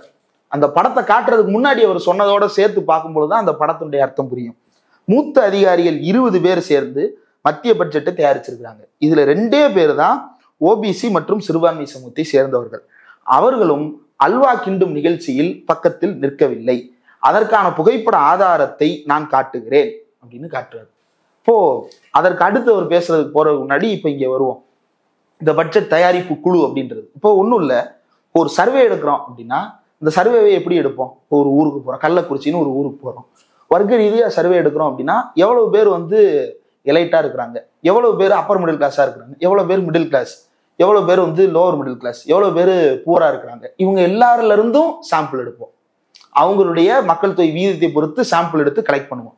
இப்போ வந்து வறுமை கோட்டுக்கு கீழே வந்து அந்த ஊர்ல 10% பேர் இருக்கிறாங்க அப்படின்னா, ஓபிசிஸ் வந்து நடுத்தர வர்க்கம் அந்த ஊர்ல வந்து 50% பேர் இருக்கிறாங்கன்னா 10% ஒருத்தர் செலக்ட் பண்ணா இதுல இருந்து 5 பேர் எடுக்கணும், இதுல இருந்து ஒருத்தர் எடுக்கணும் இல்லையா? அந்த சர்வே அளவுல தானே வந்து அவங்கள மதிப்பிட முடியும். அப்படியான மதிப்பீடுகளை செய்வதுதான் வந்து இந்தியாவில் வந்து யதார்த்தமான நடைமுறை. நீங்க வந்து எந்த சர்வே எடுத்தாலும் வந்து கிளாஸ் வைஸா அல்லது வந்து காஸ்ட் வைஸா அவங்களுடைய பாப்புலேஷனுக்கு நிகரா எடுக்கணும். காஸ்ட் வைஸ் அப்படின்னு சொல்றது வந்து இப்ப உதாரணத்துக்கு ஐயா ராமதாஸ் கூட வன்னியருக்கு 10.5 கேட்கிறாரு. அப்படி இல்லை. 10.5ன்றத வந்து ஒரு வர்க்கத்திற்கு நீங்க கேட்டிருக்கலாம். பேக்வர்டு கிளாஸ் அப்படின்றது வந்து ஒரு வர்க்க நிலை. இவங்கெல்லாம் பிற்படுத்தப்பட்டிருக்கிறாங்க. பல்வேறு சமூக ரீதி காரணங்களான பொருளாதார ரீதியான காரணங்களால பிற்படுத்தப்பட்டிருக்கிறாங்க, கல்வி ரீதியாக பிற்படுத்தப்பட்டிருக்கிறாங்க. இந்த பிற்படுத்தப்பட்டவர் எல்லோருக்குமான ஒரு ரெப்ரசன்டேஷன் அப்படின்றத தான் வந்து கேட்கணுமே தவிர எண்ணிக்கையில இவ்வளவு பேர் இருக்கிறோம் அப்படின்னு கேட்க கூடாது. எண்ணிக்கையை எப்ப கேட்கலாம் அப்படின்னா, நீங்க வந்து பிற்படுத்தப்பட்டோரின் எண்ணிக்கைக்கு கேட்கலாம். சாதியா எண்ணிக்கைக்கு எப்படி கேட்க முடியும்? அப்பனா இந்தியாவில் வந்து 1000 சாதி இருக்கும். 1000 சாதி லிஸ்ட் அவுட் பண்ணிட்டு நீங்க எப்படி 1000 சாதியை ரெப்ரசென்ட் பண்ணி உள்ள போஸ்டிங் போடுவீங்க? அப்படி ஒண்ணு சாத்தியமே படாது. அது சாதி கட்டமைப்பை இன்னும் கூர்தீட்டுவதாக மாறும். அதனாலதான் வந்து வர்க்கமா அடையாளம் கட்டுறோம். ஓபிசி, எஸ்சி, எஸ்டின்ற அடையாளங்கள் எப்படி வருது அப்படின்னா, இவங்க வந்து ஒரு செக்டார், ஒரு சமூக நிலை. இந்த சமூக நிலையில் இருக்கக்கூடிய அனைவருக்குமான வாய்ப்பை உருவாக்கி தருவது அப்படின்றதுதான் வந்து யதார்த்தமான நிலை. இப்போ ராகுல் காந்தி வந்து இந்தியாவில் வந்து உதாரணத்துக்கு இப்ப தாக்கூர்ஸ் இருக்கிறாங்க, தாக்கூர் 20% பேர் இருக்கிறாங்க, அந்த தாக்கூருக்கு நீங்க ஏன் இடம் கொடுக்கல அப்படி கேட்கல. பிஜேபி அப்படி கேட்டது. பிஜேபி வந்து உத்தரப்பிரதேசத்திலையும் பீகார்லயும் போய் என்ன செஞ்சாங்க, குர்மிஸ் இவ்வளவு பேர் இருக்கிறாங்க, எத்தனை குர்மிஸ் வந்து கேபினெட்ல இருக்கிறாங்க, எத்தனை வந்து யாதவ்ஸ் இருக்கிறாங்க, எத்தனை ஜாதவ்ஸ் இருக்கிறாங்க, நான் யாதவ் நான் ஜாதவ். நான் யாதவ்ன்றது ஓபிசிக்கு. பாருங்க, யாதவ் தவிர வேற எந்த சமூகத்துக்கும் உள்ள ரெப்ரசன்டேஷன் இல்ல. எஸ்சியில வந்து ஜாதவ் தவிர வேற யாருக்குமே ரெப்ரசன்டேஷன் இல்ல. சாதியா அணிதிரட்டினாங்க. அதை ராகுல் காந்தி உடைச்சு காட்டுறாரு. அப்படி சாதியா இவன் பிரிச்சு காட்டினது வந்து பிரயோஜனத்தை தரல அப்படின்றத 10 வருஷத்துல அவங்க உணர்ந்திருக்கிறாங்க. அதுதான் ரஜபுத்திரர்கள் நடத்தின போராட்டம், அதுதான் குஜார் நடத்தின போராட்டம். அந்த போராட்டத்தினுடைய விளைவு இன்றைக்கு அந்த பகுதிகளில் எல்லாம் பிஜேபி கடுமையான தோல்வியை சந்தித்திருக்கிறது. எதிர்கட்சி உறுப்பினர்கள் வெற்றி பெற்று இருக்கிறார்கள், இந்தியா கூட்டணி வெற்றி பெற்று இருக்கிறது. அப்போ ராகுல் காந்தி அந்த செக்டாரை அடையாளப்படுத்தி கொண்டு வர்றார். பிற்படுத்தப்பட்டோரினுடைய சதவீதம் 73% இந்த நாட்டில் இருக்கு. பிற்படுத்தப்பட்டோர் எஸ்சி, எஸ்டி எல்லாரும் சேர்த்து, ஓபிசி, எஸ்சி, எஸ்டி எல்லாரும் சேர்த்து 73% பேர் இருக்கிறாங்க. இந்த 73% பேர்ல இருந்து குறைந்தபட்ச ரெப்ரசன்டேஷன் கூட உங்களுடைய இதுல காணமே, உங்களுடைய பட்ஜெட் தயாரிப்பு குழுவுல காணமே அப்படின்றத கேட்கிறாரு. ஏன் கேட்கிறாரு? அந்த குழுவுல ஓபிசி இல்லாம இருக்கலாம், ஆனா பட்ஜெட்ல ஓபிசி இருக்கணும்ல, பட்ஜெட்ல எஸ்சி இருக்கணும், பட்ஜெட்ல எஸ்டி இருக்கணும்ல. பட்ஜெட்ல எஸ்சி, எஸ்டி, ஓபிசி, சிறுபான்மையினர் இவங்க யாரையுமே காணோம். ஏன் காணோம் அப்படின்றத எடுத்து பார்த்தா, நீ அந்த காணாமடிக்கணுன்றதுக்காகவே ஒரு குரூப்பை உருவாக்கி அந்த குரூப் மூலமா பட்ஜெட்டை தயாரிக்கிற. ஓபிசிக்களுக்கான நலத்திட்டங்கள், எஸ்சி எஸ்டிக்களுக்கான நலத்திட்டங்கள் அப்படின்னு நான் கேட்கும் பொழுது அது எதையும் பட்ஜெட்ல கண்கூடா பிரயோஜனப்படுற வகையில எதையும் பார்க்க முடியல. நீ என்ன சொல்ற? ஒரு கம்பெனில 4000 பேரை வந்து ஒரு வருஷம் முழுக்க இன்டர்ன்ஷிப்புக்கு சேர்த்து விட போறாங்க. இப்படி வந்து வருஷத்துக்கு வந்து கோடிக்கணக்கான பேர், லட்சக்கணக்கான பேருக்கும் 5 ஆண்டுகள்ல கோடிக்கணக்கான பேருக்கும் வந்து வேலை வாய்ப்பை உருவாக்க போறாங்க. இந்தியாவிலேயே 4000 பேரை அட்ட டயத்துல ஒரே கம்பெனில போஸ்டிங் போட்டு அவனை இன்டர்ன்ஷிப் பண்ற அளவுக்கு எந்த கம்பெனி வந்து தயாரா இருக்கு அப்படின்னு எனக்கு தெரியல. ஏதோ ஒரு சில கம்பெனி இருக்கலாம், டிசிஎஸ் இல்ல. இப்ப இன்டர்ன்ஷிப் கொடுக்குறாங்க, இன்டர்ன்ஷிப் முடியுது அவங்களுக்கு, இன்டர்ன்ஷிப்கான பணத்தை அரசாங்கம் கொடுத்துருப்போம், அரசாங்கம் கம்பெனிக்கு ஃப்ரீ லேபர் கிடைக்கும். ஆமா, 2 வருஷத்துக்கு கிடைச்சிரும். இன்டர்ன்ஷிப் முடிஞ்ச பிறகு அவங்களோட நிலைமை, இன்டர்ன்ஷிப் முடிஞ்சதுக்கு அப்புறமும் 3 வருஷம் அவங்களுக்கு வேலை கிடைக்கும். அதுக்கப்புறம் தான் அவன் நடுத்தருவுக்கு வருவான். 5 வருஷத்துல முதல் 2 வருஷம் இன்டர்ன்ஷிப். அந்த இன்டர்ன்ஷிப்புக்கான ஸ்டைபண்ட் எவ்வளவு? 5000 ரூபா அல்லது 6000 ரூபா. மாசம் 6000 ரூபா வாங்குவான். அதுக்கப்புறம் வந்து மாசம் 15000 ரூபா சம்பளத்துக்கு அவனை வந்து மினிமம் பேஜ் ஒர்க்கரா வந்து வேலைக்கு சேர்த்துருவான். 2 வருஷம் அவனை வேலைக்கு வச்சிருப்பான். அதுக்கப்புறம் தூக்கி எறிஞ்சிருவான். இந்த 4 வருஷம் 5 வருஷம் வேலையை தான் ஏற்கனவே டிவிஎஸ் மாதிரியான பெருமுதலாளிகள் பண்ணிட்டு இருக்கிறான். நீங்க வந்து ஒசூர்லையும் சென்னையில அம்பத்தூர்ல இருக்கிற கம்பெனிலையும் போய் பாருங்க. டிப்ளமோ மெக்கானிக்கல் இன்ஜினியரிங் முடிச்ச பசங்க லேட் ஓட்டிட்டு இருப்பாங்க. 8000 ரூபா சம்பளம். ரிலீவ் ஆகி போகும்போது 3 வருஷம் கழிச்சு 12000 ரூபா சம்பளத்துல வெளியே போவான். வெளியே போனதுக்கு அப்புறம் என்ன பண்றது ஏது பண்றதுன்னே தெரியாம அதுக்கப்புறம் நம்ம பிஇ மெக்கானிக்கல் முடிச்சிருவோம் அப்படின்னு சொல்லிட்டு அவதியா ஓடி வந்து பிஇ மெக்கானிக்கல் லேட்டர் என்ட்ரி சேர்ந்து முடிச்சு அதுக்கப்புறம் ஒரு நல்ல கம்பெனிக்கு வேலைக்கு போவோம். பிஇ முடிச்சதுக்கு அப்புறம் நல்ல வேலைக்கு போறோம் அப்படின்றதும் கூட ரொம்ப கணிசமான சதவீதம் தான். மீதி இருக்கக்கூடிய பெரும்பான்மை மறுபடியும் இதே லூகாஸ், மறுபடியும் இதே இண்டஸ்ட்ரியல் எஸ்டேட்ஸ்ல வந்துதான் இதே வேலையை பாக்குறாங்க. அப்ப இந்த முதலாளித்துவம் ஏற்கனவே அவனை சுரண்டிட்டு தான் இருக்கு. இப்ப என்னன்னா, நீ சும்மா ஏன் சுரண்ட? அந்த சுரண்டதுக்கான காசை நான் தரேன். அந்த 3 வருஷமும் அவனுக்கு இபிஎஃப்ஓவுக்கான ஃபண்டை நான் கொடுத்துட்றேன், நீ எதுக்கு அதை செலவு பண்ற அப்படின்னு சொல்லிட்டு அவனை நிரந்தரமாகவே 3 வருஷமா புது பேட்சா துப்பி எச்சியா மென்னு துப்பி அவனை தூக்கி எறியும் வேலையைத்தான் செய்து கொண்டிருக்கிறார்கள். இப்ப இந்த குரூப்பை தான் அட்ரஸ் பண்ணி ராகுல் காந்தி கேட்கிறாரு, இவங்களுக்கு என்ன நீ நல்லது செஞ்சுட்ட, நல்லது செய்யல, ஏன் செய்யலன்னு எடுத்து பார்த்தா உன் குரூப்லயே ஓபிசி யாரையும் காணோம், எஸ்சி எஸ்டி யாரையும் காணோம், சிறுபான்மையினர் யாரையும் காணோம். அப்போ எப்படி தமிழ்நாடுன்ற பேர் கூட இல்ல, தமிழ்நாடுன்ற பேர் இல்லைன்றதுல போராட்டம், தமிழ்நாடுன்ற பேர் கூட இல்லைன்றதுதான் போராட்டம். அப்போ அதே போலத்தான் இப்போதும் கூட ஓபிசி பேருக்காக கூட நீ ஒருத்தனை நிப்பாட்டி வைக்க மாட்டற, அல்வா கிண்டும் போது கூட ஒருத்தர் கூட இல்லை அப்படின்னா ஏன் இல்லை அப்படின்னு கேட்கிறாரு. இவங்க கிரியேட் பண்ண ப்ராப்ளம் தான் இது, பிஜேபி உருவாக்கிய ப்ராப்ளம் தான் இது. அவங்க தானே சொன்னாங்க நாங்க தான் ஒரு எஸ்டியை வந்து குடியரசுத் தலைவராக்கணும், நாங்க தான் ஒரு எஸ்டியை குடியரசுத் தலைவராக்கணும், நாங்க தான் முஸ்லீமை குடியரசுத் தலைவராக்கணும், எல்லாம் ஆக்குன சரி செக்ரட்டரியில எத்தனை பேர் எஸ்சி, செக்ரட்டரியில எத்தனை பேர் எஸ்டி, செக்ரட்டரியில எத்தனை பேர் ஓபிசி, செக்ரட்டரியில எத்தனை பேர் முஸ்லீம், எத்தனை பேர் கிறிஸ்டின், எத்தனை பேர் ஜெயின், எத்தனை பேர் புத்திஸ்ட் காட்டணும்ல, அதை காட்ட முடியாதா? ஏன் காட்ட முடியல அப்படின்னா இவங்க அற்புதமான ஒரு மெத்தட் வச்சிருக்கிறாங்க.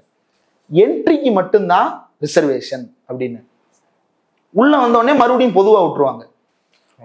என்ட்ரி லெவல்ல ரிசர்வேஷனை கொடுத்துட்டு அவங்களுக்கு ப்ரொமோஷன் கேடர்ல ரிசர்வேஷன் கொடுக்க மாட்டாங்க.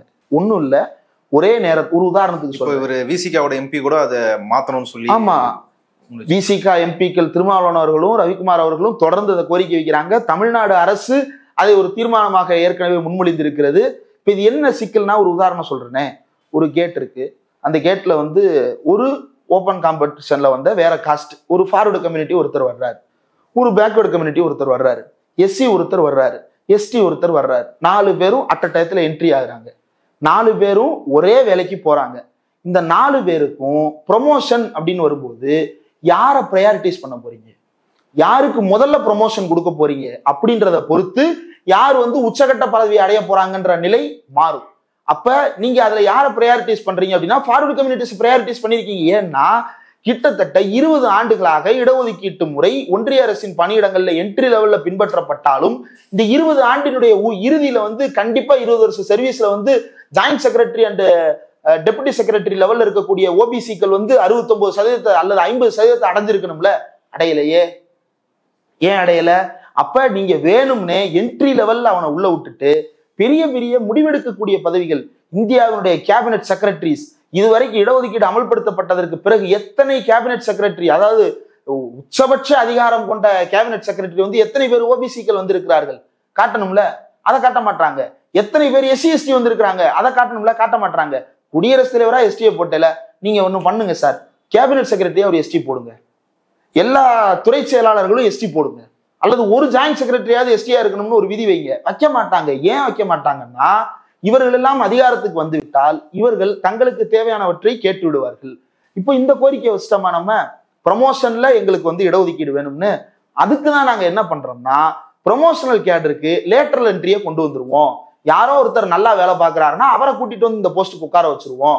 அந்த இடத்துல நாங்க வந்து சாதி பார்க்கவே மாட்டோம் சார், அந்த இடத்துல வந்து நாங்க மெரிட் மட்டும்தான் பார்ப்போம், அவர் வேலை நல்லா செய்யறாரான்னு மட்டும்தான் பார்ப்போம். லேட்டர் என்ட்ரியில கொண்டு வந்து வேற சமூகத்தை சேர்ந்தவர்களை உட்கார வச்சிருது, அதாவது ஓபிசி எஸ்சி எஸ்டி அல்லாத சமூகத்தை சேர்ந்தவர்களை உட்கார வச்சிருது. அப்போ மீண்டும் மீண்டும் வஞ்சிக்கப்பட்டு கொண்டே இருக்கின்ற இந்த ஓபிசிக்களின் எஸ்சி எஸ்டிக்களின் குரலாக ராகுல் காந்தி ஒழிப்பதன் மூலம், ஏற்கனவே அவர் வந்து மகாபாரத உதாரணங்கள்ல இருந்து எல்லாத்தையும் கோட் பண்றது, மிடில் கிளாஸின் நம்பிக்கையை பெறுகின்ற ஒரு நாயகராக ராகுல் காந்தி உருவாக்கி கொண்டிருக்கு. இல்ல இப்போ இந்த பட்ஜெட்ல வந்து ஓபிசி, பிசி, எஸ்சி எஸ்டி இந்த மாதிரி பெரும்பான்மையானவர்கள், நாட்டு மக்கள் தொகையில பெரும்பான்மையாளர்கள் வந்து புறக்கணிக்கப்பட்டிருக்காங்க, வஞ்சிக்கப்பட்டிருக்கான்றது பெரிய விமர்சனம். இவ்வளவு பெரிய விமர்சனத்தை அவர் வச்சுட்டு இருக்காரு. அதுக்கு பதில் சொல்ல வேண்டிய நிதியமைச்சர் நிர்மலா சீதாராமன் வந்து சிரிச்சிட்டு அது ஒரு மாதிரி கிண்டல் பண்ற மாதிரி பண்ணிட்டு இருக்காங்களே, இது எப்படி எடுத்தது? இல்ல, அது வந்து வேற ஒரு திமிர். 2000 ஆண்டுகளாக மனதிலிருந்து வந்து கொண்டே இருக்கின்ற ஒரு திமிர். ஓபிசியா இருக்கணும்னு அவசியம் இல்லை. யாரெல்லாம் ஓபிசிக்களுக்கு, எஸ்சிக்களுக்கு, எஸ்டிக்களுக்காக குரல் கொடுக்கிறார்களோ, சிறுபான்மையினருக்காக குரல் கொடுக்கிறார்களோ, அவர்கள் எல்லோரையும் பார்த்து வருகின்ற 2000 ஆண்டுகால வரலாற்று புன்னகை அந்த புன்னகை, அந்த அதிகார வர்க்கத்தின் புன்னகை. இல்லை, இந்த சிரிப்புக்கு பின்னால் இருக்கக்கூடிய காரணத்தை வந்து நிச்சயமாக நாடாளுமன்றத்தில் அடுத்த முறை கேள்வியாக எழுப்புவார்கள் நான் நம்புறேன். இந்த சிரிப்பு நிர்மலா சீதாராமனிடம் மட்டுமல்ல, நிர்மலா சீதாராமன்களின் சிரிப்பு இது. இந்த சிரிப்புக்கு பின்னால் இருக்கக்கூடிய அர்த்தம் வந்து, நீ என்னதான் பேசினாலும் இங்க வர்றது வரதானே செய்யும் அப்படின்றதுதான் அல்வா விமர்சனம். அந்த அல்வாவை சொல்லும் பொழுதுதான் வந்து சிரிக்கிறாங்க. ஒரு பேருக்கு கூட ஓபிசி இல்லை அப்படின்னு சொல்லும் பொழுது சந்தோஷப்படுறாங்க. பேருக்கு கூட ஓபிசி இல்லைன்னு சொல்லும் பொழுது ஒருத்தர் சிரிக்கிறாரு அப்படின்னா வந்து அவருடைய மனநிலையே வந்து பெரிய கேள்விக்குள்ளாக்க வேண்டியதாக இருக்கிறது. உண்மையிலேயே நிர்மலா சீதாராமன் சிரித்த சிரிப்புக்கான அந்த அர்த்தம் அப்படின்றது ஓபிசிக்களுக்கு புரியும், எஸ்சிக்களுக்கு புரியும், எஸ்டிக்களுக்கு புரியும். தலையில் பிறந்தவர்கள் சிரிக்கின்ற அந்த சிரிப்பை வந்து அவர் தெளிவாக அன்றைக்கு காட்டியிருக்கிறார். அதுதான் அதில் இருக்கக்கூடிய அர்த்தம். இந்த சிரிப்பை தானே மோகன் பகவத்திட்ட பாக்குறோம். அவர் மோகன் பகவத்தும் பேசுவார். நீங்க பல இடங்கள்ல பாத்தீங்க அப்படின்னா ஓபிசி ரிசர்வேஷன் கொடுக்கணும் அப்படின்றதெல்லாம் மோகன் பகவத் வந்து ஆதரிச்சு பேசக்கூடிய இடங்கள்ல எல்லாம் பார்த்திருப்போம். ஏன் அப்படின்னா அது வேறு சில காரணங்களுக்காக. கொடுத்து அவனை உள்ளுக்குள்ள வைத்து அடிமையாக்கிக்க, வெளியே வச்சு அவனை விரோதி ஆக்கிக்கிறத விட உள்ளதை வச்சு அவனை அடிமையாக்கிக்க அப்படின்றதுதான் அதனுடைய நோக்கம். இந்த பார்ப்பன சிரிப்புக்கான அர்த்தத்தை வந்து தமிழ்நாடு புரிந்து கொண்டதை போலவே இந்தியாவினுடைய மிடில் கிளாஸும் புரிந்து கொள்ளத்தான் போகிறது. அதை ஏற்கனவே அவர்கள் புரிந்து கொண்டார்கள் அப்படின்னு நான் நம்புறேன். மோடி வந்து ஆட்சியில் அமர்ந்ததற்கு முக்கியமான காரணம் வந்து ஓபிசிக்களுடைய ஓட்டு. ரொம்ப வர்க்க ரீதியா சொல்றது அப்படின்னா மிடில் கிளாஸினுடைய ஓட்டு. இந்த மிடில் கிளாஸுக்கு தான் எப்போதுமே வந்து வீட்டுக்குள்ள உட்காந்தே ஒரு புரட்சி பண்ணணும் அப்படின்ற ஒரு எண்ணம் இருக்கும். ஏன்னா ரோட்டுக்கு வந்து புரட்சி பண்ணா இருக்கிற கொஞ்ச நெஞ்சமும் உருவிட்டு போயிருமோ அப்படின்ற ஒரு பயம், காப்பாத்தி வச்சிருக்கிற சொத்தை விட்டுறக்கூடாதுன்ற ஒரு பயம். சொத்தை நீ காப்பாத்திக்கிட்டே இருந்தாதான் நீ அந்த இடத்துக்குள்ளே இருப்ப. இதை விட இன்னொரு 10 ஸ்கொயர் ஃபீட் அதிகமா இருக்கிற வீட்டை பத்தி நீ யோசிக்க கூட மாட்டேன்றதுதான் அவனுடைய இடம். அந்த இடத்தை நோக்கி இப்போ வந்து ஓபிசிக்களை சிந்திக்க தூண்டி கொண்டிருக்கிறார் ராகுல் காந்தி. இது தமிழ்நாடு ஏற்கனவே தூண்டிய ஒரு உணர்வு தான். இந்த உணர்வை ராகுல் காந்தி சரியான இடத்தில் தட்டி எழுப்புகிறார். இதே பாதை தொடர வேண்டும்ன்றதுதான் எதிர்பார்ப்பு. அதுல தொய்வு ஏற்பட்டக்கூடாது. இது ஏன் இது மோடிக்கு வந்து அச்சுறுத்தலாக மாறுது? ராகுல் காந்தி நாட்டுக்கே ஆபத்தை விளைவிக்க பார்க்கிறாருன்னு சொல்றாங்க. யார் உருவாக்குற நாட்டுக்கு? நீ உருவாக்க நினைக்கின்ற ஆரிய வர்க்கத்துக்கு அவர் எதிராக பேசுகிறார். நீ உருவாக்க நினைக்கின்ற பார்ப்பன வர்க்கத்திற்கு அது எதிரானதாக இருக்கிறது. பார்ப்பன நாடாக இதை சிருஷ்டிக்க வேண்டும், பார்ப்பன பணியாய் மேலாதிக்க நாடாக, ஏகாதிபத்திய நாடாக, சர்வாதிகார நாடாக இதை சிருஷ்டிக்கணும் நீ நினைக்கிறதுக்கு எதிராக ராகுல் காந்தி பேசிக் கொண்டிருக்கிறார். நாளை ராகுல் காந்தி ஆட்சிக்கு வந்தால் இதையெல்லாம் உடனடியாக மாற்றி வருவாரா அப்படின்ற கேள்விக்கெல்லாம் நான் போகல. ராகுல் காந்தி இன்றைக்கு பேசுவது என்ன, அதிலிருந்து தான் ராகுல் காந்தியை மதிப்பிட வேண்டும். நாளைக்கு அவர் வந்தால் சரியாக இருப்பாரா? 50 வருஷமா ராகுல் காந்தி இன்னைக்கு ராகுல் காந்தி பேசிக் கொண்டிருப்பது 50 வருடமாக காங்கிரஸ் கட்சி பேசாத பேச்சுக்களை ராகுல் பேசிக் கொண்டிருக்கிறார். நேரு பேச தயங்கிய அல்லது பேச மறுத்த விஷயங்களை ராகுல் காந்தி பேசிக் கொண்டிருக்கிறார். இந்த ஓபிசி நலன், எஸ்சி எஸ்டி நலன் குறித்து இதற்கு முன்பு காங்கிரஸ் அக்கறைப்பட்டிருக்கிறது. ஆனால் இவ்வளவு ஓக்கலா பேசினது கிடையாது, இவ்வளவு தீவிரமா செயல்பட்டது கிடையாது. இந்த செயல்பாடுகள் பெரிய ஒரு நம்பிக்கையை மிடில் கிளாஸ் மத்தியில் கொடுத்திருக்கிறது.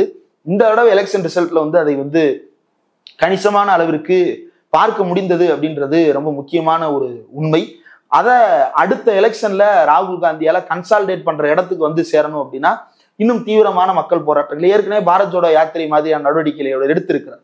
நான் வந்து இந்த நாட்டையே எக்ஸ்ரே எடுத்து காட்டுவேன் அப்படின்னு சொல்றாரு. ஏற்கனவே அவர் ஒரு எக்ஸ்ரே எடுத்திருக்கிறார், பாரத் ஜோடோ யாத்ரா, பாரத் நியாய் யாத்ரா அப்படின்னு. அது இன்னும் தொடர வேண்டும், அடுத்தடுத்த கட்டங்களுக்கு அது நகர வேண்டும். இந்த மோடி அரசுக்கு எதிரான விமர்சனங்கள் அப்படின்றது கிட்டத்தட்ட தமிழ்நாட்டின் பார்வையிலிருந்து ராகுல் காந்தி பேச தொடங்கி இருக்கிறார் அப்படின்றது ரொம்ப முக்கியமான ஒரு மாற்றம். அதுதான் ரொம்ப பெரிய பயமா அவங்களுக்கு இருக்கு. வந்து உத்தரப்பிரதேசத்தின் ஓபிசியா இதை பேசினா பரவாயில்ல, தமிழ்நாட்டு ஓபிசி பெர்ஸ்பெக்டிவ்ல இருந்து இவன் பேசுறான், தமிழ்நாட்டு எஸ்சி எஸ்டி பெர்ஸ்பெக்டிவ்ல இருந்து இவன் பேசுறான், தமிழ்நாட்டு சிறுபான்மையினர் எஸ்சி எஸ்டி பெர்ஸ்பெக்டிவ்ல இருந்து பேசுறான் அப்படின்னா இவன் வந்து நம்ம நாட்டையே சிதைக்க பாக்குறான். தமிழ்நாட்டின் மீது இவங்க என்னெல்லாம் விமர்சனம் வச்சாங்களோ இது எல்லாத்தையும் ராகுல் பேர்ல எழுதுவாங்க. பெரியார் மீது வைத்ததெல்லாம் தமிழ்நாட்டின் மீது வைத்தார்கள், தமிழ்நாட்டின் மீது வைத்ததெல்லாம் அண்ணா மீதும் கலைஞர் மீதும் திமுக மீதும் வைத்தார்கள். இன்றைக்கு அதையே அப்படியே ராகுல் காந்திக்கு பொறுத்துவாங்க. இந்த டெம்ப்ளேட் மாறவே மாறாது. இந்த மாறாத டெம்ப்ளேட்டுக்கு தேவையான சிரிப்பு தான் நிர்மலா சீதாராமன் கொடுத்த சிரிப்பு. அந்த சிரிப்பை அம்பலப்படுத்த வேண்டும். இந்த சக்கர வியூகத்தை நாங்கள் உடைப்போன்றாரு. ஓகே, அது ஒரு ஸ்ட்ராட்டஜியாக அவங்க வைக்கிறாங்க, அது உடைப்போம். ஆனால் அது எப்படி உடைப்போம்னு சொல்றதுல ஒரு கேள்வி எழும்புது. நாங்கள் வந்து விவசாயிகளுக்கான ஆதார கூலியை வந்து நிர்ணயிப்போம், சாதிவாரி கணக்கெடுப்பை வந்து நாங்கள் நடத்துவோன்றாரு. பாஜக தான் ஆளும் அரசா இருக்கு, பெரும்பான்மை எம்பிக்களை வந்து பாஜகவோட கூட்டணி, இந்திய கூட்டணி தான் வச்சிருக்குது, இவங்க கம்மியா வச்சிருக்காங்க. இவங்க எப்படி இதை செய்வாங்க? இவங்க எப்படி இந்த 2 விஷயங்களையும் நிறைவேற்ற முடியும் நாடாளுமன்றத்தில்? இல்ல, நடத்த வைப்போன்றதுதான் ராகுல் காந்தியினுடைய அர்த்தம். இதை நடத்த வைப்போம் அப்படின்றது தான். நீ இவ்வளவு காலம் வந்து ஏமாத்தி இருக்கிற, இவ்வளவு காலம் இதை செய்யாம இருக்கிற, ஆனா நீ எவ்வளவு காலம் இதை செய்யாம இருப்ப? ஒன்றும் இல்லை. இப்போ வந்து அடுத்த நாடாளுமன்ற தேர்தல் வர்றதுக்கு முன்னாடி வந்து மீண்டும் தான் ஒரு ஓபிசி தலைவர் அல்லது ஓபிசிக்களுக்கான கட்சி இது அப்படின்றத அவன் ப்ரூவ் பண்ணணும். எப்படி ப்ரூவ் பண்ணுவீங்க? ஓபிசிக்கு நீங்க இருந்த இடத்திலிருந்து எந்த உதவியும் செய்யல, புதுசா உதவி செய்யணும்னா கூட உங்களுக்கு குறைந்தபட்சம் அந்த சர்வே அந்த கணக்கெடுப்புன்றது தேவைப்படுது. அதை செய்யாம உன்னால நகரவே முடியாது அப்படின்றதுதான் உண்மை. நான் செய்து காட்டுவேன் அப்படின்னு சொல்றது வந்து நம்பிக்கை அளிப்பதற்கான வார்த்தையாக பார்க்கிறேன். எப்படி வந்து தமிழ்நாட்டுல நீட் எதிர்ப்புக்கு திமுக ஒரு பிரச்சாரத்தை முன்னெடுத்ததோ அப்படியான ஒரு பிரச்சாரத்தை ராகுல் முன்னெடுத்திருக்கிறார். இது வந்து ஒரு செல்ஃப் வில்டு கமிட்மெண்ட் நான் நினைக்கிறேன். தனக்குத்தானே ஏற்படுத்தி கொள்ளுகின்ற ஒரு கட்டாயம். திமுக வந்து நீட் எதிர்ப்பு அப்படின்றது வந்து தனக்குத்தானே ஏற்படுத்தி கொண்ட ஒரு கட்டாயம். நீட் தேர்வை திமுக வந்து அமைதியாக கடந்து போயிருந்தால் இவ்வளவு நெருக்கடிகளை சந்திக்க வேண்டி இருந்திருக்காது. இயக்கங்களுக்கு செவி கொடுத்து, மக்களுக்கு செவி கொடுத்து, குறைந்தபட்சம் இதற்கு எதிராக நான் போராடுவேன், இதுக்கு எதிராக நான் உங்களுக்கு வந்து தீர்ப்பு வாங்கி தர்றேன் அப்படின்னு சொல்லிட்டு ஒரு செல்ஃப் பில்டு கமிட்மெண்ட்டை கொடுத்திருக்கிறாங்கல்ல, அந்த கமிட்மெண்ட் ராகுல் காந்தி கொடுத்திருக்கிறார் அப்படின்னு பார்க்கிறேன். அந்த கமிட்மெண்ட்டை அவர் நிறைவேற்றுவதற்கான காலமும் வரத்தான் போகிறது. நிச்சயமாக இதே நிலையில் பிஜேபியால் நீடிக்க முடியாது. They are in a crisis, மிகப்பெரிய கிரைசிஸ். மோடிக்கு வந்து ஓபிசி என்கின்ற செல்வாக்கு என்பது சுக்குநூறாக உடைந்திருக்கிறது. பட்டியல் சமூகத்தின் பாதுகாவலர் என்கின்ற அந்த பட்டப்பெயர்கள் எல்லாம் இனிமேலும் எடுபடாது என்பது உறுதியாகிவிட்டது. சிறுபான்மையினரின் அச்சுறுத்தல் அப்படின்றது உலகளவில் அம்பலப்பட்டு போய்விட்டது. இவ்வளவுக்கும் தாண்டி அவர் வந்து தன்னை நிரூபித்துக் கொள்ள வேண்டிய கடமை இருக்கிறது. மோடியை நிரூபித்துக் கொள்ள வேண்டிய கடமை இருக்கு அப்படின்னா, மோடி அதை நிரூபித்தால் மட்டும்தான் பிஜேபியால் இன்னும் ஆட்சியை தொடர முடியும். மோடி அதை நிரூபிக்காவிட்டால் பிஜேபியினுடைய ஆட்சி அழிந்து போகும். அது RSSக்கும் நன்றாக தெரியும். அதனாலதான் RSS மோடியை மாத்திட்டு வேற ஒரு தலைவரை போட்டுட்டா இந்த கமிட்மெண்ட்ஸ்ல இருந்து ரிலீவ் ஆயிடலான்னு பாக்குது. ஆனால் அம்பானிக்கும் அதானிக்கும் மோடி கொடுத்த கமிட்மெண்ட்ஸ் இருக்கிறது. அந்த கமிட்மெண்ட்ஸ் வந்து மோடியினுடைய பதவியிலிருந்து அவ்வளவு சீக்கிரம் விலக்கி விட முடியாது. அதுதான் இப்போது இருக்கக்கூடிய நெருக்கடியான நிலை. ஒரு பெரிய இக்கட்டில் தர்ம சங்கடம்னு சொல்லுவாரு கலைஞர் அவர்கள். தர்ம சங்கடம்னா என்னன்னு தெரியுமா அப்படின்னு சொல்லிட்டு ஒரு பழைய பிரஸ் மீட்ல கூட கேட்டிருப்பாரு. அப்படியான ஒரு தர்ம சங்கடத்தில் சிக்கி இருக்கிறார் பிஜேபியும் மோடியும். இவ்வளவு நேரம் பட்ஜெட் தொடர்பாக கேட்கப்பட்ட பல்வேறு கேள்விகளுக்கு பொறுமையாக பதிலளித்ததுக்கு நன்றி.